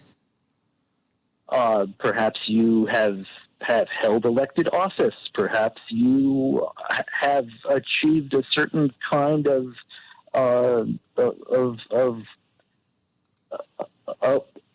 stature, or raised a certain amount of money from a certain amount of donors, which can show grassroots support. I think that there's lots of ways of developing a test and a standard. I'm just not certain that these two specific candidates have actually reached it. Okay. Well, to me, this is not candidate specific, right? To me, it's about the principle. But that's why I wanted you on today, because there's no one really in this space who really helps Democrats to understand how underrepresented we are and how off the democracy is. So I have so much respect for your work, even as I disagree with you here. But that's why we're having a debate and a discussion this morning, because all of those metrics that you just put forth, Reverend would have met none of them. We literally raised money in a Kentucky Fried Chicken bucket in '83, and the press wrote about the fact that this is the most disorganized, chaotic campaign. They thought it was disorganized. It was organized, but it was coming out of Reverend's head. And they said, this is the most chaotic, crazy campaign. There is no money. The staff are jumping in. I was reading a Time or Newsweek. They said the staff are jumping in the car with us because we have per diem. And so these other candidates ought to get into the race. If Reverend Barber was in this race, the President of the United States should absolutely debate him. If there are people who want to bring forth serious ideas and not simply science distortion, or let's see what kind of a platform Marianne Williamson comes up with. But we won't know if she's not debating, right? And that's a catch-22. Are they? Hold on. Polling at 1%. Brandon was polling at 1%. Brandon Johnson. Brandon Johnson. Has the criteria been a certain level of percentile before he could get into a debate? He would have never been able to get into a debate. He would have never been a candidate. He would never won the election. So one man's pleasure is another man's poison. It's it is very presumptuous to call Kennedy a crackpot because the information changes every week. Nobody has an absolute lock on the truth in these situations.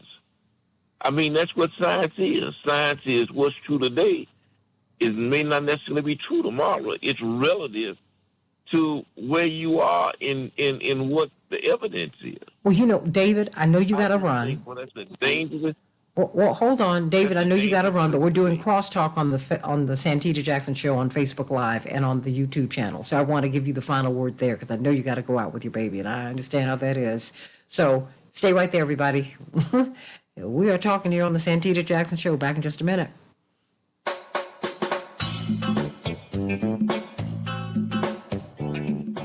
Okay, I'm sorry. Yes, I do remember Deo, but I don't remember it. D-Ray, because I'm not that contemporary, but of course I know daylight come and me won't go home. I got you. Okay, David, you want to speak to what Dwight has to say before you go? I'm just trying to be sensitive to the fact that you got to go. Did David go? Okay. All right. Karen said, I appreciate David's input. In this day and age, he stated all criteria needed for a debate. Let's not waste time. Many people support our president and understand it's very dangerous to be unfocused. I don't think that debating makes you unfocused. I mean, and most of you don't know what Robert Kennedy has stood for. He's been one of the foremost environmental advocates in the world for the past 30 years. He's not an anti-vaxxer, and I've not endorsed anybody. He's not an anti-vaxxer. He has advocated for vaccine safety.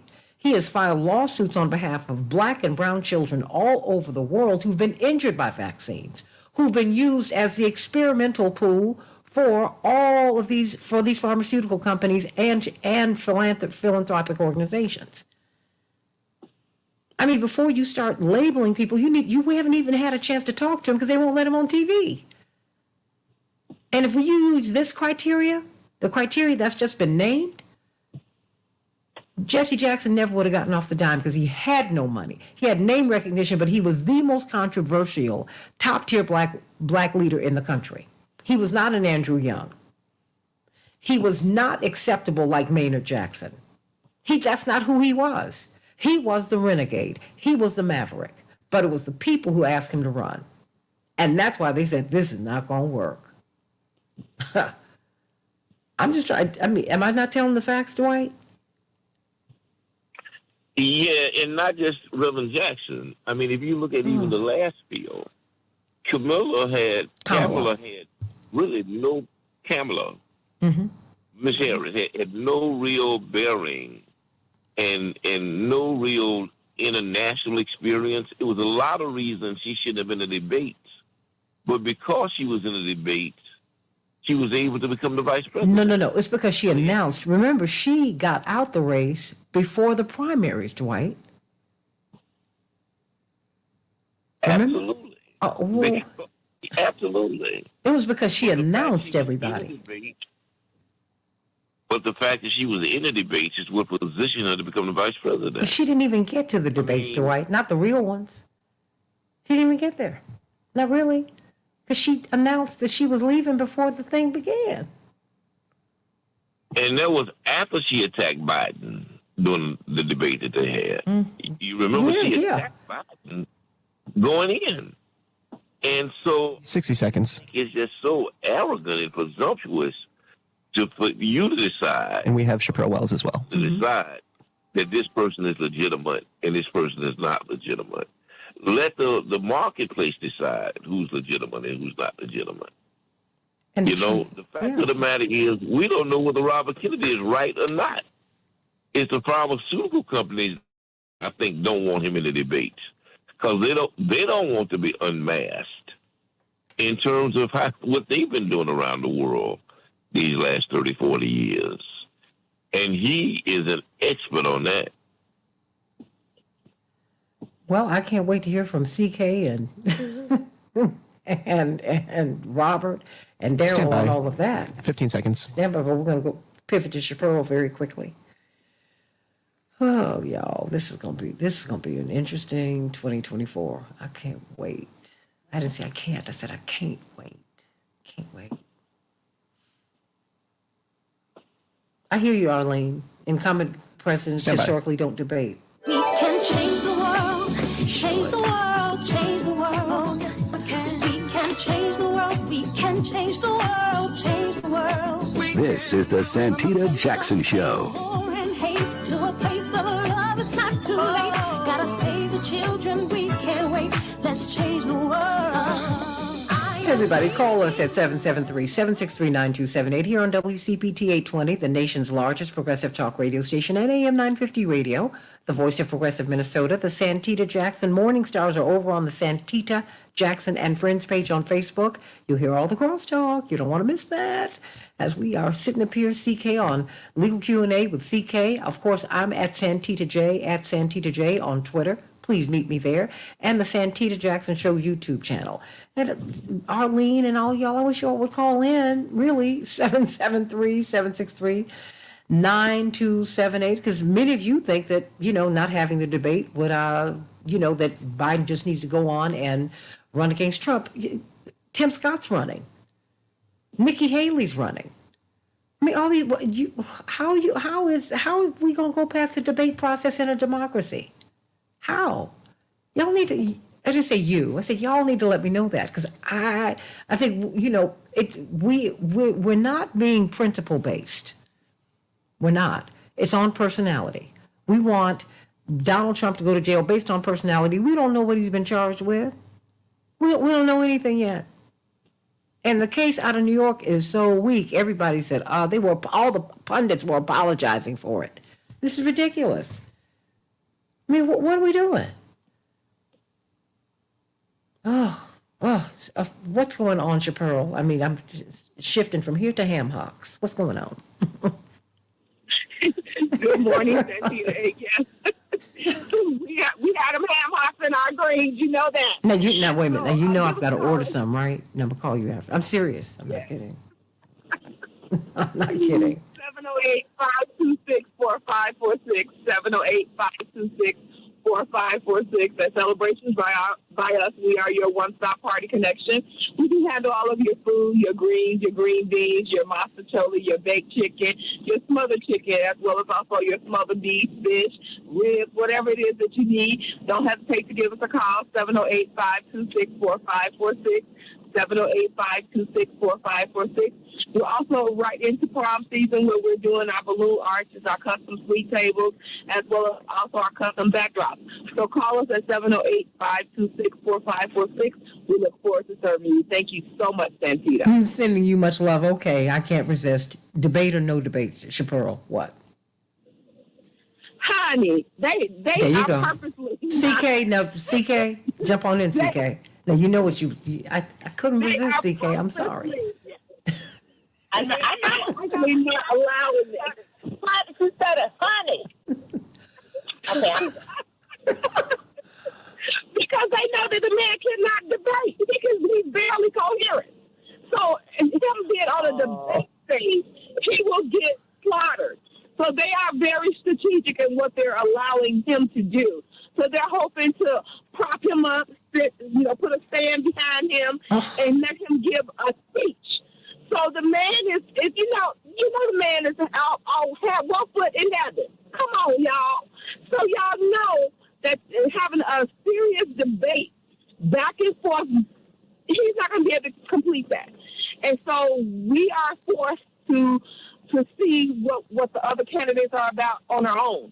So I'm hoping that with the way the social media is, that, these other candidates that are planning to run against him are able to get out there and tell us their message. Because I, for one, want a debate. I want to be able to see, a progressive in office, because, Biden still has to fail to protect us of civil rights, fail to protect us on Justice and Police Act, things that will help the Democratic Party. And so you telling me that you want him to have another second term? For what? No, I'll pass. Thank you, Santita. Well, now, CK. Okay. Well, Well, I think, I see all sides of the issue. I really do. And I think it's very interesting how, on the one hand, we let some people speak.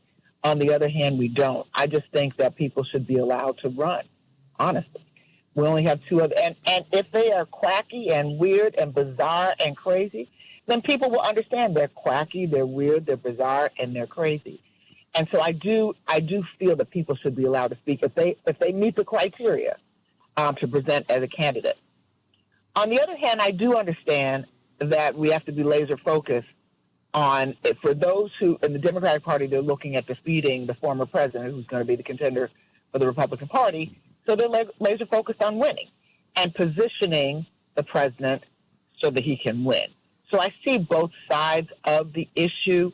I just never want to be, because as part of a people who have always been silenced, and people every single day attempt to silence us, I can't stand in solidarity with the notion that people should be silenced, because every day someone tries to silence me and the group of people that I belong to. So that offends the core of the essence of me, but I do understand the arguments on the other side.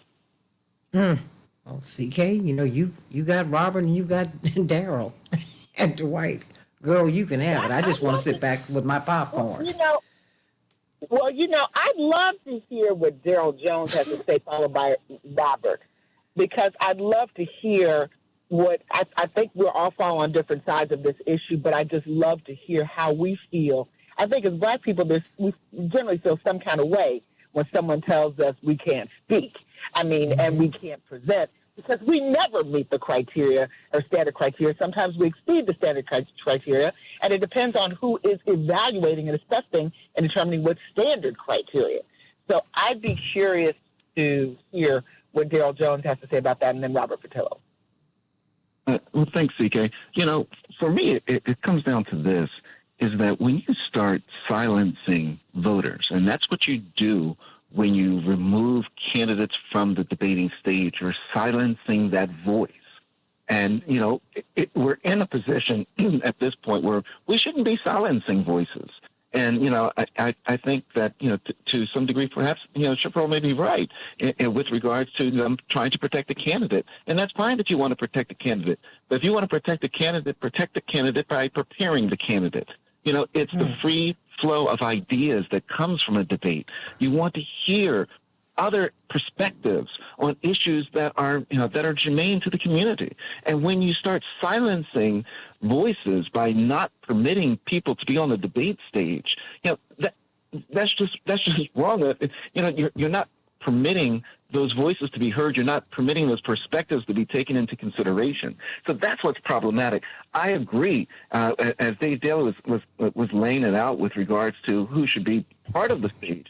I agree that for purposes of management, when we went through the last presidential debates for the Democratic Party, right, we had the 2% polling that they had to reach in 4 different polls and 130,000 donors that they have in order to be able to get on the debate stage. But that was for the purpose of managing the number of people that were on the stage so that you could have the exchange of ideas that were going on within the debate. We still need to have that. We need to talk about police reform. We need to talk about voting rights. We need to talk about what has and didn't happen with regards to having federal voting rights protection. Those issues don't come to the forefront if we don't have these debates. So that's where I stand on this, is that we should have the debates. I understand those that are in the leads and polls don't want to debate, and those that are down on the polls want to debate because they're trying to, increase their either protect their position or increase their possibilities of being seen. But I think that we lose a lot when we don't allow that free flowing of ideas and the growth from candidates going through the process of debating. That's how I see it.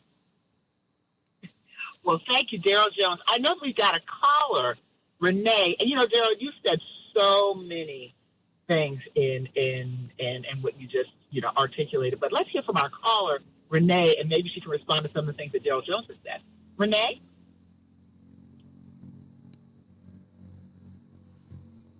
Renee? Is Renee still there? Let's go to Mama D. Okay. Is Renee there?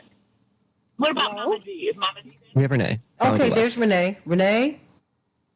Hello? Oh, hey, hon, you're up. Renee, you're up. Renee? Okay, Henry, try to get Renee. We'll go to Mama D. Oh, Renee, are you there? Hello? Okay, go right on, hon. I'm here. Go. Okay, thank you. Thanks for taking my call. I too think the more ideas, the better. I don't want to shut people out. The voters can decide who they like and then vote for them in the primaries. If we had that criteria where you had to run for office to get into, to be eligible for a debate, Trump couldn't have won. He couldn't have run. He couldn't have gotten on stage, at least, for the debates. That may not have been a bad thing, but it would not have been a fair thing. And regarding Kennedy, I watched Kennedy when he announced that he was running. He had a lot of people behind him, a diverse crowd of people, black people, white people, business people, middle-class people who are supporting him. I don't think he's a crackpot.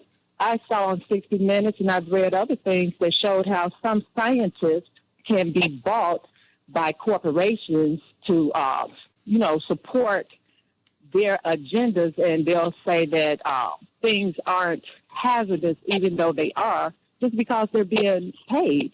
And the pharmaceutical industry, they control a lot of our politicians, and they control some of our scientists who will say whatever they pay them to say. So I can't just throw out everything Kennedy has said. When Williamson ran in 2020, she came up with a lot of great ideas. Maybe the other candidates can learn from the candidates and explore what they're espousing while they're in these debates. And I want to know what various would do if they were given a chance to be president. I don't like what Biden has done. We still don't have, we don't have police reform yet. We don't definitely have the right to vote. They're closing polling places in Chicago. You can't vote easily in a lot of states. I need somebody who's going to look out for the people who've been disenfranchised. And Biden hasn't done that. So I do need that stage to have people who will let me know what they will do if they become president. I don't want a king. I want to have an election. I want a democracy. Are you still there? Oh, yeah, no, I was listening. Oh, hey, I'm with you. I want a nomination, not a coronation. And you got to be very careful because these people who Dr. King was the most hated man in America when he was killed. Are you serious? You blink your eyes and he becomes an icon. But even as Reagan was signing the legislation that enacted his birthday as a national holiday, he said, well, he did associate with communists. The slurs never stopped. Mm-hmm. You remember that? Mm-hmm. I was like, okay. All right. So I'm like, and most of you have not heard, you know what? There is a direct tie between Reverend Jackson's votes doubled between 1984 and 1988. But you know what happened July 17, 1984? Everybody on the panel? For the first time, America and the world got a chance to hear him without a filter. For the first time, Americans got a chance to hear him and not a reporter's interpretation of him. For about 45 minutes or an hour, you heard him speaking. And honey, when we were trying to leave the Moscone Center, people were crying, screaming. He became like Michael Jackson, mini Michael Jackson. Oh, I didn't know. Oh my goodness, because they had heard that all campaign long that he was this radical anti-Semite. He hated everybody, did all these lies. You got to give people a chance to speak. And you can't make it personal CK, when you make this personal, it becomes a problem. Well, and Santita, it does become a problem, but it kind of is personal for me in this way. As I said, every day, because I'm a trial lawyer, so every day the other side's trying to silence me. And when you are a trial lawyer of color and then you're a black woman trial lawyer, you face the reality and everything that you do that people don't want to hear you. So it's personal for me, the feeling of someone trying to prevent me from speaking my truth. That's personal for me. From a political standpoint, I just think, we never would have had a civil rights movement. We never would have had anti-slavery. We would be a different country if it weren't for people standing up who were not popular and taking unpopular positions at the time in history. And so that's how I feel. It's personal. But I do understand. I may not agree, but I do understand the position of the DNC. I may not agree with it, but I do understand. I do understand where they're coming from.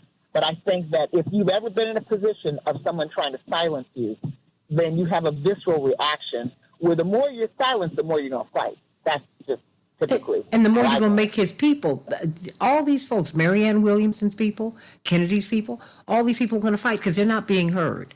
You have 14% of the voting Democrats who said they support this guy. By shutting him down, you make them angry and you turn them away from you. That is not smart, y'all. Everybody does not fall in line with I'm your only, you have no other option but me. People leave us. They don't vote or they vote Republican. That's what they do. Better get real about this. Nobody is reduced to no options. Are you kidding me? That's not how this works, CK? But CK, we haven't heard from Robert. The CK, I'm almost afraid. Where's that mute button? Where is it? No, I'm excited to hear Robert Patillo because he's going to send us off with a magnificent message. Right, Robert? I will say that in this entire conversation, I think that in 2023, this may be much ado about nothing. The debates matter less now than they have at any point in American history. The decisions are being made by the people who have the smartest social media staff. You'll get a whole lot more eyeballs on you with a smart tweet or digital or viral video than you will at the debates. Think about Kamala Harris and her "I was that girl" moment. That was kind of the biggest moment of the Democratic debate season during the primaries last year. But she was out before they even started voting. If you look at many other candidates who had strong debate performance, Marianne Williamson had a very strong debate performance. Bill de Blasio had a good debate last campaign season. I don't think anybody would say that Joe Biden won any of the debates, but at the end of the day, it was rather insignificant. And if you look even at the Republican debate season for 2016, when they had that huge dais where they simply let everyone on, you had 2 or 3 different panels where they had to have debates over the course of several days. And at the end of the, because there were so many people, you couldn't get anything of substance out of it. And that's how Trump kind of bubbled to the top, where you were asking people to raise your hand if you believe in Social Security, raise your hand if you believe that we should lower the debt ceiling, etc. So it kind of lended itself to bombast and lended itself to sensationalism as opposed to policy. So when it comes to whether or not these candidates participate in a debate with President Biden, I don't think that's going to be what decides the Democratic primary field. I think there's going to come down to one, as Santita said, making sure that we have fairness in media, getting these people on national platforms, getting them on talk radio, all the things that the Biden administration has been bad at. I think if these candidates manage those things in a smart way and get out there and reach people, then they'll get a lot more bang for their buck than trying to get on the stage with President Biden to answer a few questions that very few people will see. Well, let me ask you this: does it? CK, just I guess I am disturbed by those of us who say we want democracy, who are so willing just on that which is personal to shut it down. That for me that's dangerous, CK. I don't even know. Because black people are shut down, shut out. Indigenous people, where are they? I mean, you know what I'm saying? I do understand. It's sort of like being half pregnant. You can't be half pregnant. Either you're pregnant or you're not pregnant.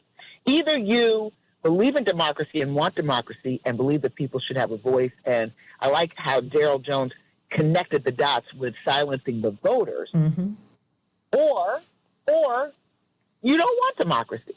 Either you're pregnant or you're not. So that's how I look at it. And even though I see the other shades of gray, the colors of gray, all the other things that are being discussed, I do see those positions. I think fundamentally there's so much an assault against democracy right now that we just probably have to go back to basics. I mean, if there is a concern that Biden is too frail to debate, and I don't know that that's the case, but if there is a concern about that, then he needs to kill that concern by debating. But I think that because he's on the stage every day, and because he has to give speeches pretty much every day, for those who are concerned about that, they would just see how he performs when he is on the stage every day and when he is speaking. And because I think that, I'm just saying to the extent that there's that concern. But I just say, if they meet the criteria, whatever the criteria is, if they meet that objective criteria and they present as candidates, they should be allowed to present their case because people want to hear. And by the way, in order to beat whoever the incumbent is, whoever the opponent is going to be, the Democrats are going to need every vote. And whether there's 14%, 10%, or whomever, they're going to need every vote. And so it's an opportunity to play politics, which is if you don't win in the primary, then, your voters have to go somewhere. Are we going to run the risk of the voters going to the Republican Party, or do we want them to stay in the Democratic Party? So I think that I don't see a lot of downside, but I do understand all sides of the argument. Well, because people are disgusted enough to move to different parties now because no one trusts the parties. An increasing plurality of people, and it will be a majority right soon, are going to be independent. Everybody, more and more people, but everybody doesn't know, but more and more people see that these parties, they do what they want to do. They ain't thinking about you. They're not. If they were, we wouldn't be arguing about Medicare and Medicaid and health care and getting relief to more and more Americans and wages and the corporatocracy. I mean, that's what they do. They protect it. And people are tired of it. And they see it. And just because someone doesn't adhere to the status quo doesn't mean that they are conspiracists. That is a term invented by the CIA to quell dissent. And you all need to stop that. Stop it. Stop. They call Dr. King a communist. And the intelligence community launched a full-on assault on this man until he was killed. And then the FBI Atlanta office erupted in cheers when he was killed. Are you serious right now? He was killed a year to the day, to the minute of him announcing that he was against the military-industrial complex, that he was going to take them on. And they made his life pure hell. Thank you, Harry Belafonte, for taking on the family of the most hated man in America and making sure that they had food on the table, that they were not put out of their house. Thank you, Harry Belafonte. Yeah, but where it comes from with Harry Belafonte, Santita. Yes, I got a minute. His mentor and tutor was Paul Robeson. Yes. Paul Robeson trained Harry Belafonte. And they treated him like he was a plague. Didn't they put him off the stage, wouldn't let him travel. Thank you. Defamed his name. They took him off of the world stage. The same Paul Robeson that trained here about Belafonte. Absolutely. And that's why I say we have to be very careful with who we ordain as prophets and who we condemn as heretics. Wait, this is the Paul Robeson who took America to the United Nations and charged America with racism at the height of Jim Crow. Is he a conspiracy theorist? Was he? Think about it, everybody. Watch it. Watch it. Either we're going to be based in principle or it's going to be in personality. And if America, if our presidency comes down to a personality contest, God help us all. God help us. I love you, everybody. Stay here on the Santita Jackson Show YouTube channel and Santita Jackson and Friends page so I can get some closing thoughts from everybody. CK, you know you can't leave yet. I know you're going to court TV. That's all right. Just wait a minute. It's at 11 o'clock. It's at 11 o'clock. She's going to court TV, but she's gonna close out her segment today. I love y'all. Bye. July 15th through the 19th, Rainbow Push Convention. See you there. Oh, CK, woo. Oh, wow. Dwight, thank you for bringing that up. I mean, and you think about, would you tell people how they treated Paul Robeson? Oh, they ran him out of town. They really, he was the most popular guy in the world for a minute. And then he charged the United States with genocide, and they literally overnight reduced him into a almost a homeless guy. Mm-hmm. They wouldn't let him work, wouldn't let him travel, defamed his name, defamed his family, turned the black community against him. Say that one more time. They turned who against him? The black community against him. Didn't that happen to Dr. King too? And the exact same way. Okay. And that's how they do it, is that those that they don't agree with, or those who become a threat to them, then they make them the bad guy and defame them and turn them into a kook, or at least perceive them to be as a kook. And all prophets are kook until the prophecy becomes true.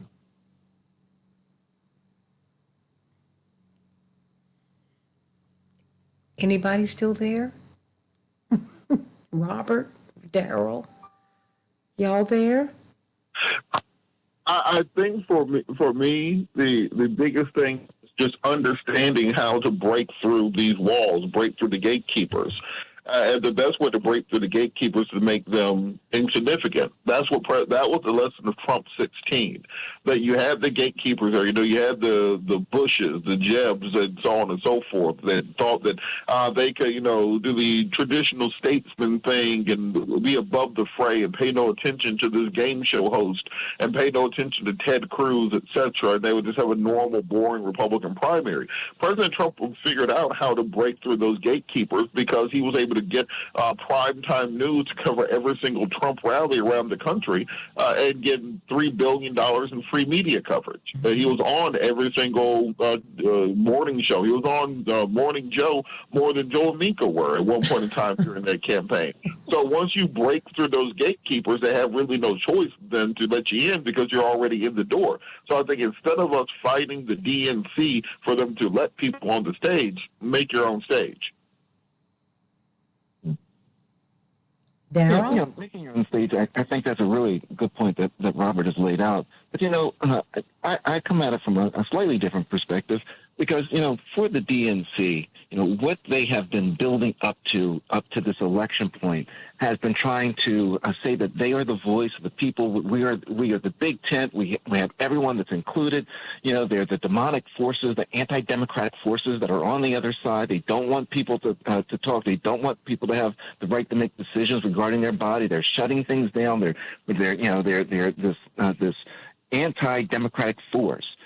So for them now to say, we're going to shut everybody up because we're not going to have these forces, these voices come to the debate stage to be able to be heard by people, for people to actually hear other things that are out there.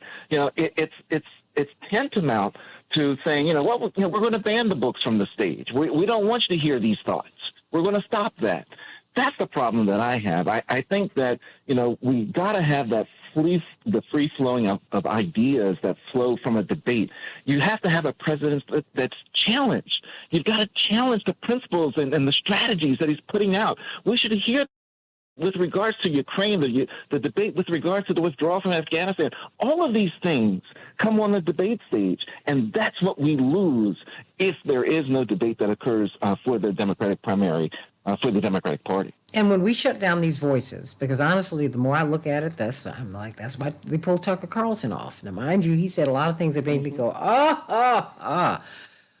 But he had a voice, he had space. And he was giving voice. He had the biggest voice in cable news.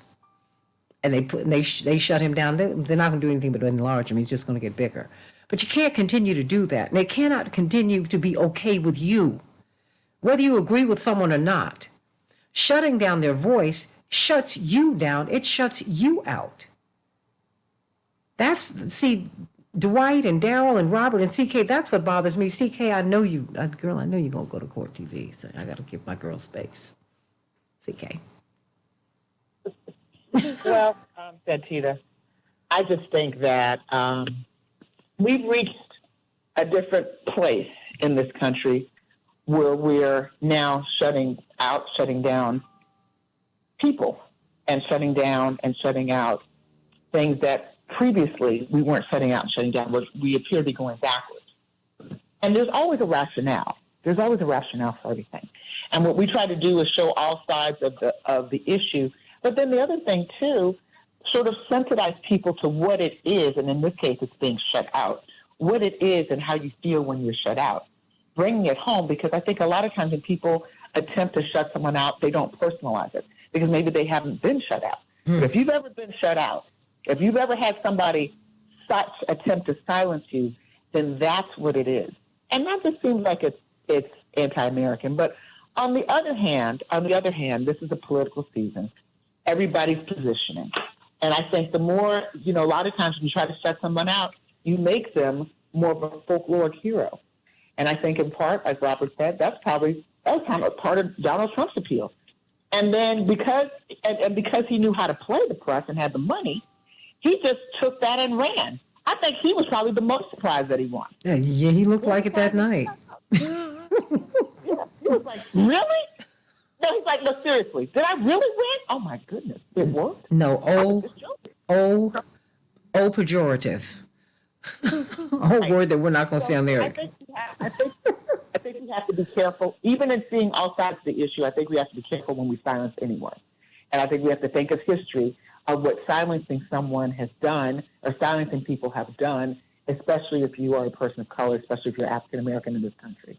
If you look at it through that prism, I think that you would have a different analysis. But I do hear what the Democratic Party is trying to do. They just want to get right to it and focus the president's energy on beating whoever. It didn't work. You know what? They did that 4 years ago with the president, and they put him in the basement, and he campaigned from there. I mean, it didn't work. He came out, and when he got into the real marketplace called America, he's one of the most unpopular presidents in modern history. I mean, there's stuff that you figure out when you're out here getting knocked around, CK. Reverend being so controversial prepared him for the world stage. When people don't like you or are coming after you, it prepares you. When your path is greased, you slide, oftentimes down. You don't build any muscles unless you pick up some dumbbells. Oh, okay. Yeah, Dwight. I would like to see what would happen if all of a sudden somebody like Michelle announced that they want to get in the race, and see how the Democratic Party then scurries to justify taking Biden off of the stage and replacing him with Michelle, who they think will have a better shot. I'm sure. I mean, this you're talking about a conspiracy theory. I just want to know, one, what are they protecting him from? Are they so afraid of what the debate will do if it will expose his weaknesses? Or if it's about protecting the pharmaceutical industry from Kennedy being on the stage and creating a momentum where people begin to examine what he's saying and comparing that with the truth and reality. I mean, when somebody wants to protect you like this, the question is, who are you protecting and what are you protecting them from? Are you protecting them from others? Are you protecting them from themselves? Anybody have any response? Anyone? Daryl? Robert? CK? Well, I think my only response will be that I think what the Biden people fear is that Biden will be pulled to the left during any primary, during any debate, and that would, quote unquote, hurt him in the center, kind of that old school theoretical version of American politics. I think the thing that they don't understand and what their comms team doesn't understand is there is no center anymore in American politics. We've been staked out so far to the extremes. What used to be the center is now extremist position. So if the people you're trying to appeal to are Marjorie Taylor Greene and Lauren Boebert and thinking that's the political center, and those quote-unquote hockey moms that they want to get that to, is never going to happen. And they have to understand being pulled to the left is being pulled to where your base is and where the future of the party is. Well, now there's that. And pulling people to the left pulls you away from the corporatocracy. It pulls you away from corporate media. It pulls you to where the people's needs are, Robert. And I think that is a real fear. It's, Dwight, think about it. But my point is, I guess I'm just, I find it interesting that so many people would say, hey, you know what? No debate. How can there be no debate? We've not even started the primary season. When I heard Senator Tammy Duckworth last night muse aloud on CNN, well, perhaps we shouldn't even have primaries. We just need to get to, I was like, wait a minute, are you serious right now? And is anyone going to say anything about this? And someone confronted Dick Durbin yesterday about the supermajority shutting down debates. I mean, people are watching, Dwight. And the presumption is that Biden can beat Trump. That's the other presumption, which may be a miscalculation. They may need to have somebody emerge with more momentum. Because if the fear is the fear of Trump, when you look at what Biden is polling, he's not polling that much beyond where Trump is. And so he may not be the best candidate this time around. He may have been the best candidate just for that season.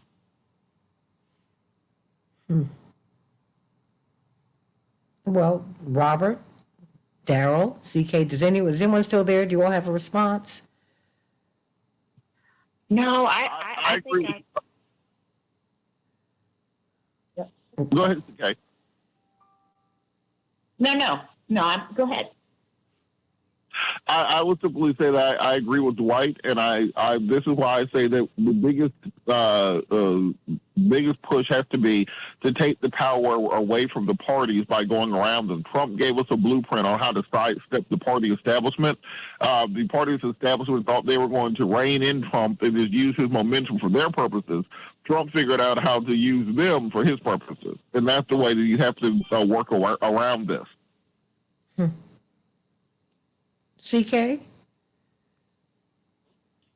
Santita, I just think voices don't need to be silenced. I think it's just that. I think ultimately, if Biden is the candidate, he will prevail as a candidate. And I don't know that if these two contenders or these two persons who are running are really as silly or as well as people believe, then there really is not much downside. It might be a waste of time, but there's not much downside. But you know what I say, CK? Put them on the stage and let them be exposed.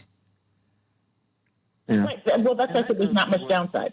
Because if they're silly and simple and extremists, there's no downside. Just put them on. What it might do is consolidate people who are thinking about going with them and bring them into Biden's camp. So I don't think there's any downside. Right. But the other thing that it does is when you bring someone onto the stage that isn't extremely well known, what can happen is that there may be the issue that comes up, and they're able to excite people with regards to their perception of the issue, their handling of the issue. They then begin to build momentum for themselves, and they may be a little known name at that time. And so, so when we talk about the whole power piece to it, because that's really what I think we're seeing here is just this power piece to it, that the Biden administration has its fingers, its thumb on the DNC, saying, I don't want any challenges. I don't want to have to explain. So the way to do that is to not have this debate. If there's no debate, there's no explaining I need to do. And you can only go on what I'm telling you. exists, as opposed to it being challenged. But if we have the debates, as I believe we certainly should, because as you'll continually hear me say, hear my voice. As CK said, I'll speak for myself. Don't silence me. I'll get my voice out there. But you got to give me the chance to talk. And that's what's missing when we start silencing people on the debate stage, as I see it. Well, I saw the Democrats try to do that to Reverend. You got to pull it X number. You got to pull it certain percentage points. You need to raise a certain amount of money, and he kept besting them every time because he just outworked everybody.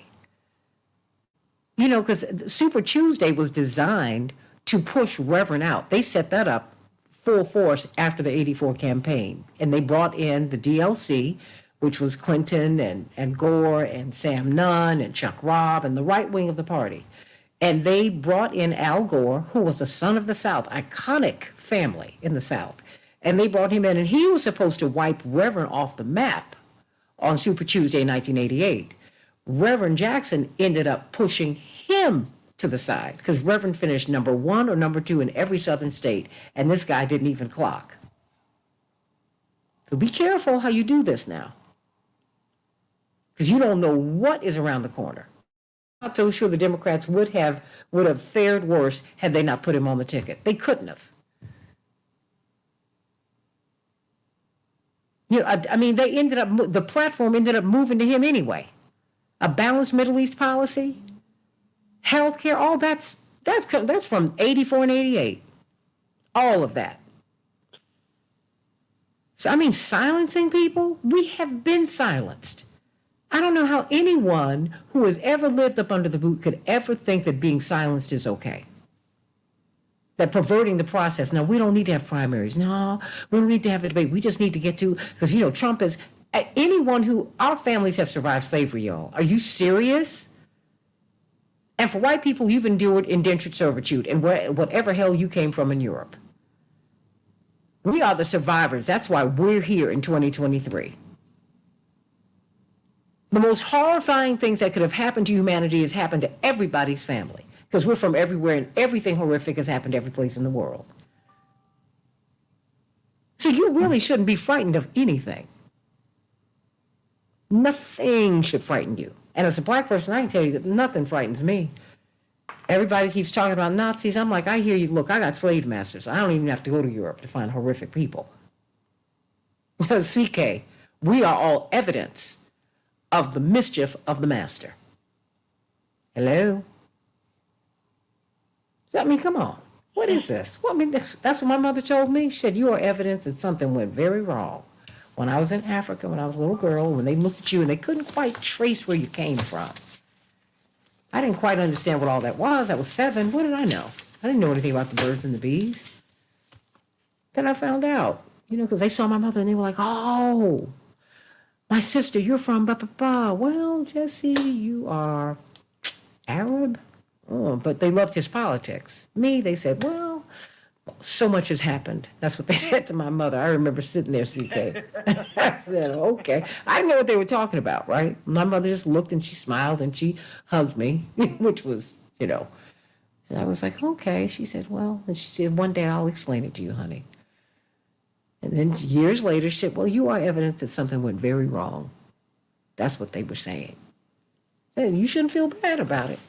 She said, but every time I have one of y'all, something else pops out. So all these lies that the slave master tried to bury comes out when black folks have these babies every time. Does anyone else have CK? You want to close us out? Ooh. Well, Santita, this has been a spirited discussion as always, and I think we have to keep our eye on the prize. We have to look at these issues and push people to look at these issues. I think the one thing that's great about your show is that you force people to look at issues, think about things differently, and you give everybody a forum. You don't silence people. Hello. So I think that this is a great discussion. I hope we continue this discussion and see how it evolves. I think the DNC is not going to change its position, but I do think that maybe there might be a reassessment by the president, and we'll just see. We'll have to see how things evolve. Well, we're going to see. This Does anyone else have anything else they want to say? Dwight, Daryl, Robert? Well, closing thoughts. Daryl. Are you still there, Daryl? Robert, are you there? Okay, Dwight. Yes, the only thing I would say is that the Biden administration really needs to be listening to these conversations that we're having and make sure that they are putting together the type of communication staff necessary that can go out, answer these same questions. You're probably going to hear me say the word communications staff 10 times a day for the next 6 months or so, because that's what's going to win or lose this election. Why do you say that? Well, because the biggest problem the Biden administration has had thus far is a failed communications team. The inability to go out there and talk to the American people, the inability to get out there and answer questions. So much of what the administration does, nobody has any idea. I'll give you an example. In the last 2 weeks or so, while Ron DeSantis has been running around trying to fight Mickey Mouse and take books out of schools because they might make the kids gay, President Biden brought Finland into NATO. He evacuated the embassy in Sudan. He made an agreement with the Philippines to expand the military bases. If you don't tell anybody, only nerds like me are going to know. So you got to get out there and take the message to the people. Daryl, you there? Okay, well, Dwight, your thoughts? Well, I think there's going to be some variables, some unseen variables that's going to make the decide who comes out in this thing. I think that what's happening with China and Korea and Taiwan going to play a role. I think how the war goes over in Ukraine is going to play a role. I think that what happens with the dollar is going to play a role. I think there's going to be so many unseen, unspoken variables that's going to come into play that's going to change the nature of this race anyway, that the DNC cannot control. So we'll see how it plays out. And the RNC. I mean, all of that.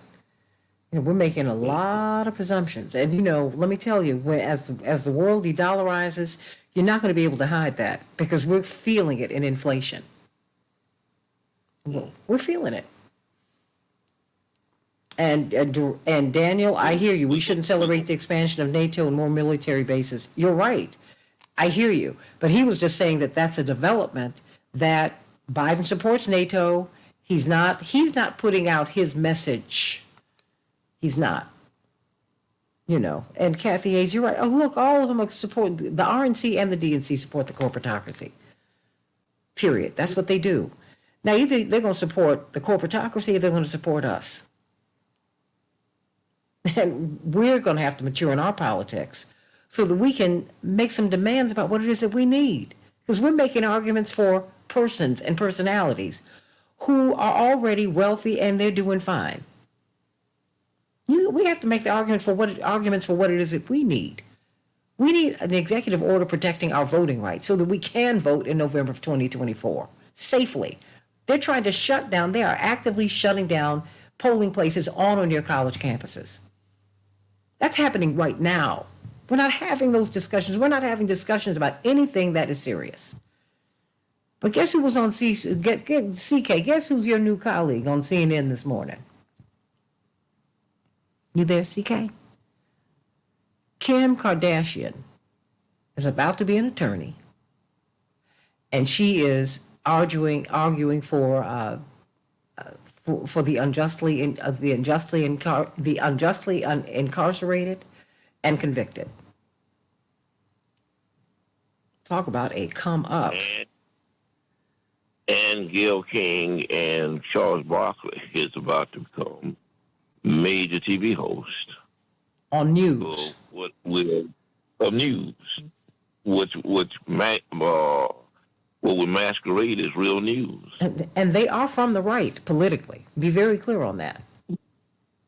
Don't celebrate people just because they're black. Yeah, Charles Barkley threatened for years to run for governor of Alabama as a Republican. I think people tend to forget that. If you just listen to him and the contemptuous things that he says, you are clear on his politics. I mean, as much as he entertains me, I'm like, okay, entertaining is one thing. Representing, well, that's something else. But this is where we are. So if the celebritification, if you will, of our politics and of our needs is okay with you, all right then. Okay. I mean, but we choose, we lose. We better be clear on that. So, don't shut down a voice. What did Michael Jackson and the Jackson 5 sing? Stop, the love you save may be your own. Ooh. Stop, the voice you silence, that may be your own. Be real clear on that. And the Democrats are not shutting down debates to help the people. They're doing it to help a person, a personage, and corporations, which are technically people according to the law, although that is not actually true. They're not doing it to help us. Be clear on that. Be clear. So, does anyone else have anything else they want to say? I mean, while the majority of Americans don't want either Biden or Trump, I mean, we're making arguments for people who are basically unpopular. Yeah, it just sounds crazy. Do you see how nutty this sounds? Oh, I love you all. I love you. So I'm going to let you go, everybody, and we're gonna get on with the day. This has been a great day. I hope you all enjoyed the show, and hope you got something good out of it. We got a lot to talk about tomorrow. We're going to be talking about opportunities for people, because we certainly do need them. Everybody should not go to college. So what will that mean? What can you do? Yeah, you can come out of high school if you are skilled enough and make a great living. We're going to be talking about that tomorrow on the Santita Jackson Show, along with Dr. Max Wolf and you. You all make the show wonderful. I love you, everybody. That's right. Laura Bell, stop the love you save may be your own. Stop the voice you silence. It might be your own. I love you, everybody. I can't wait to be with you tomorrow. God bless.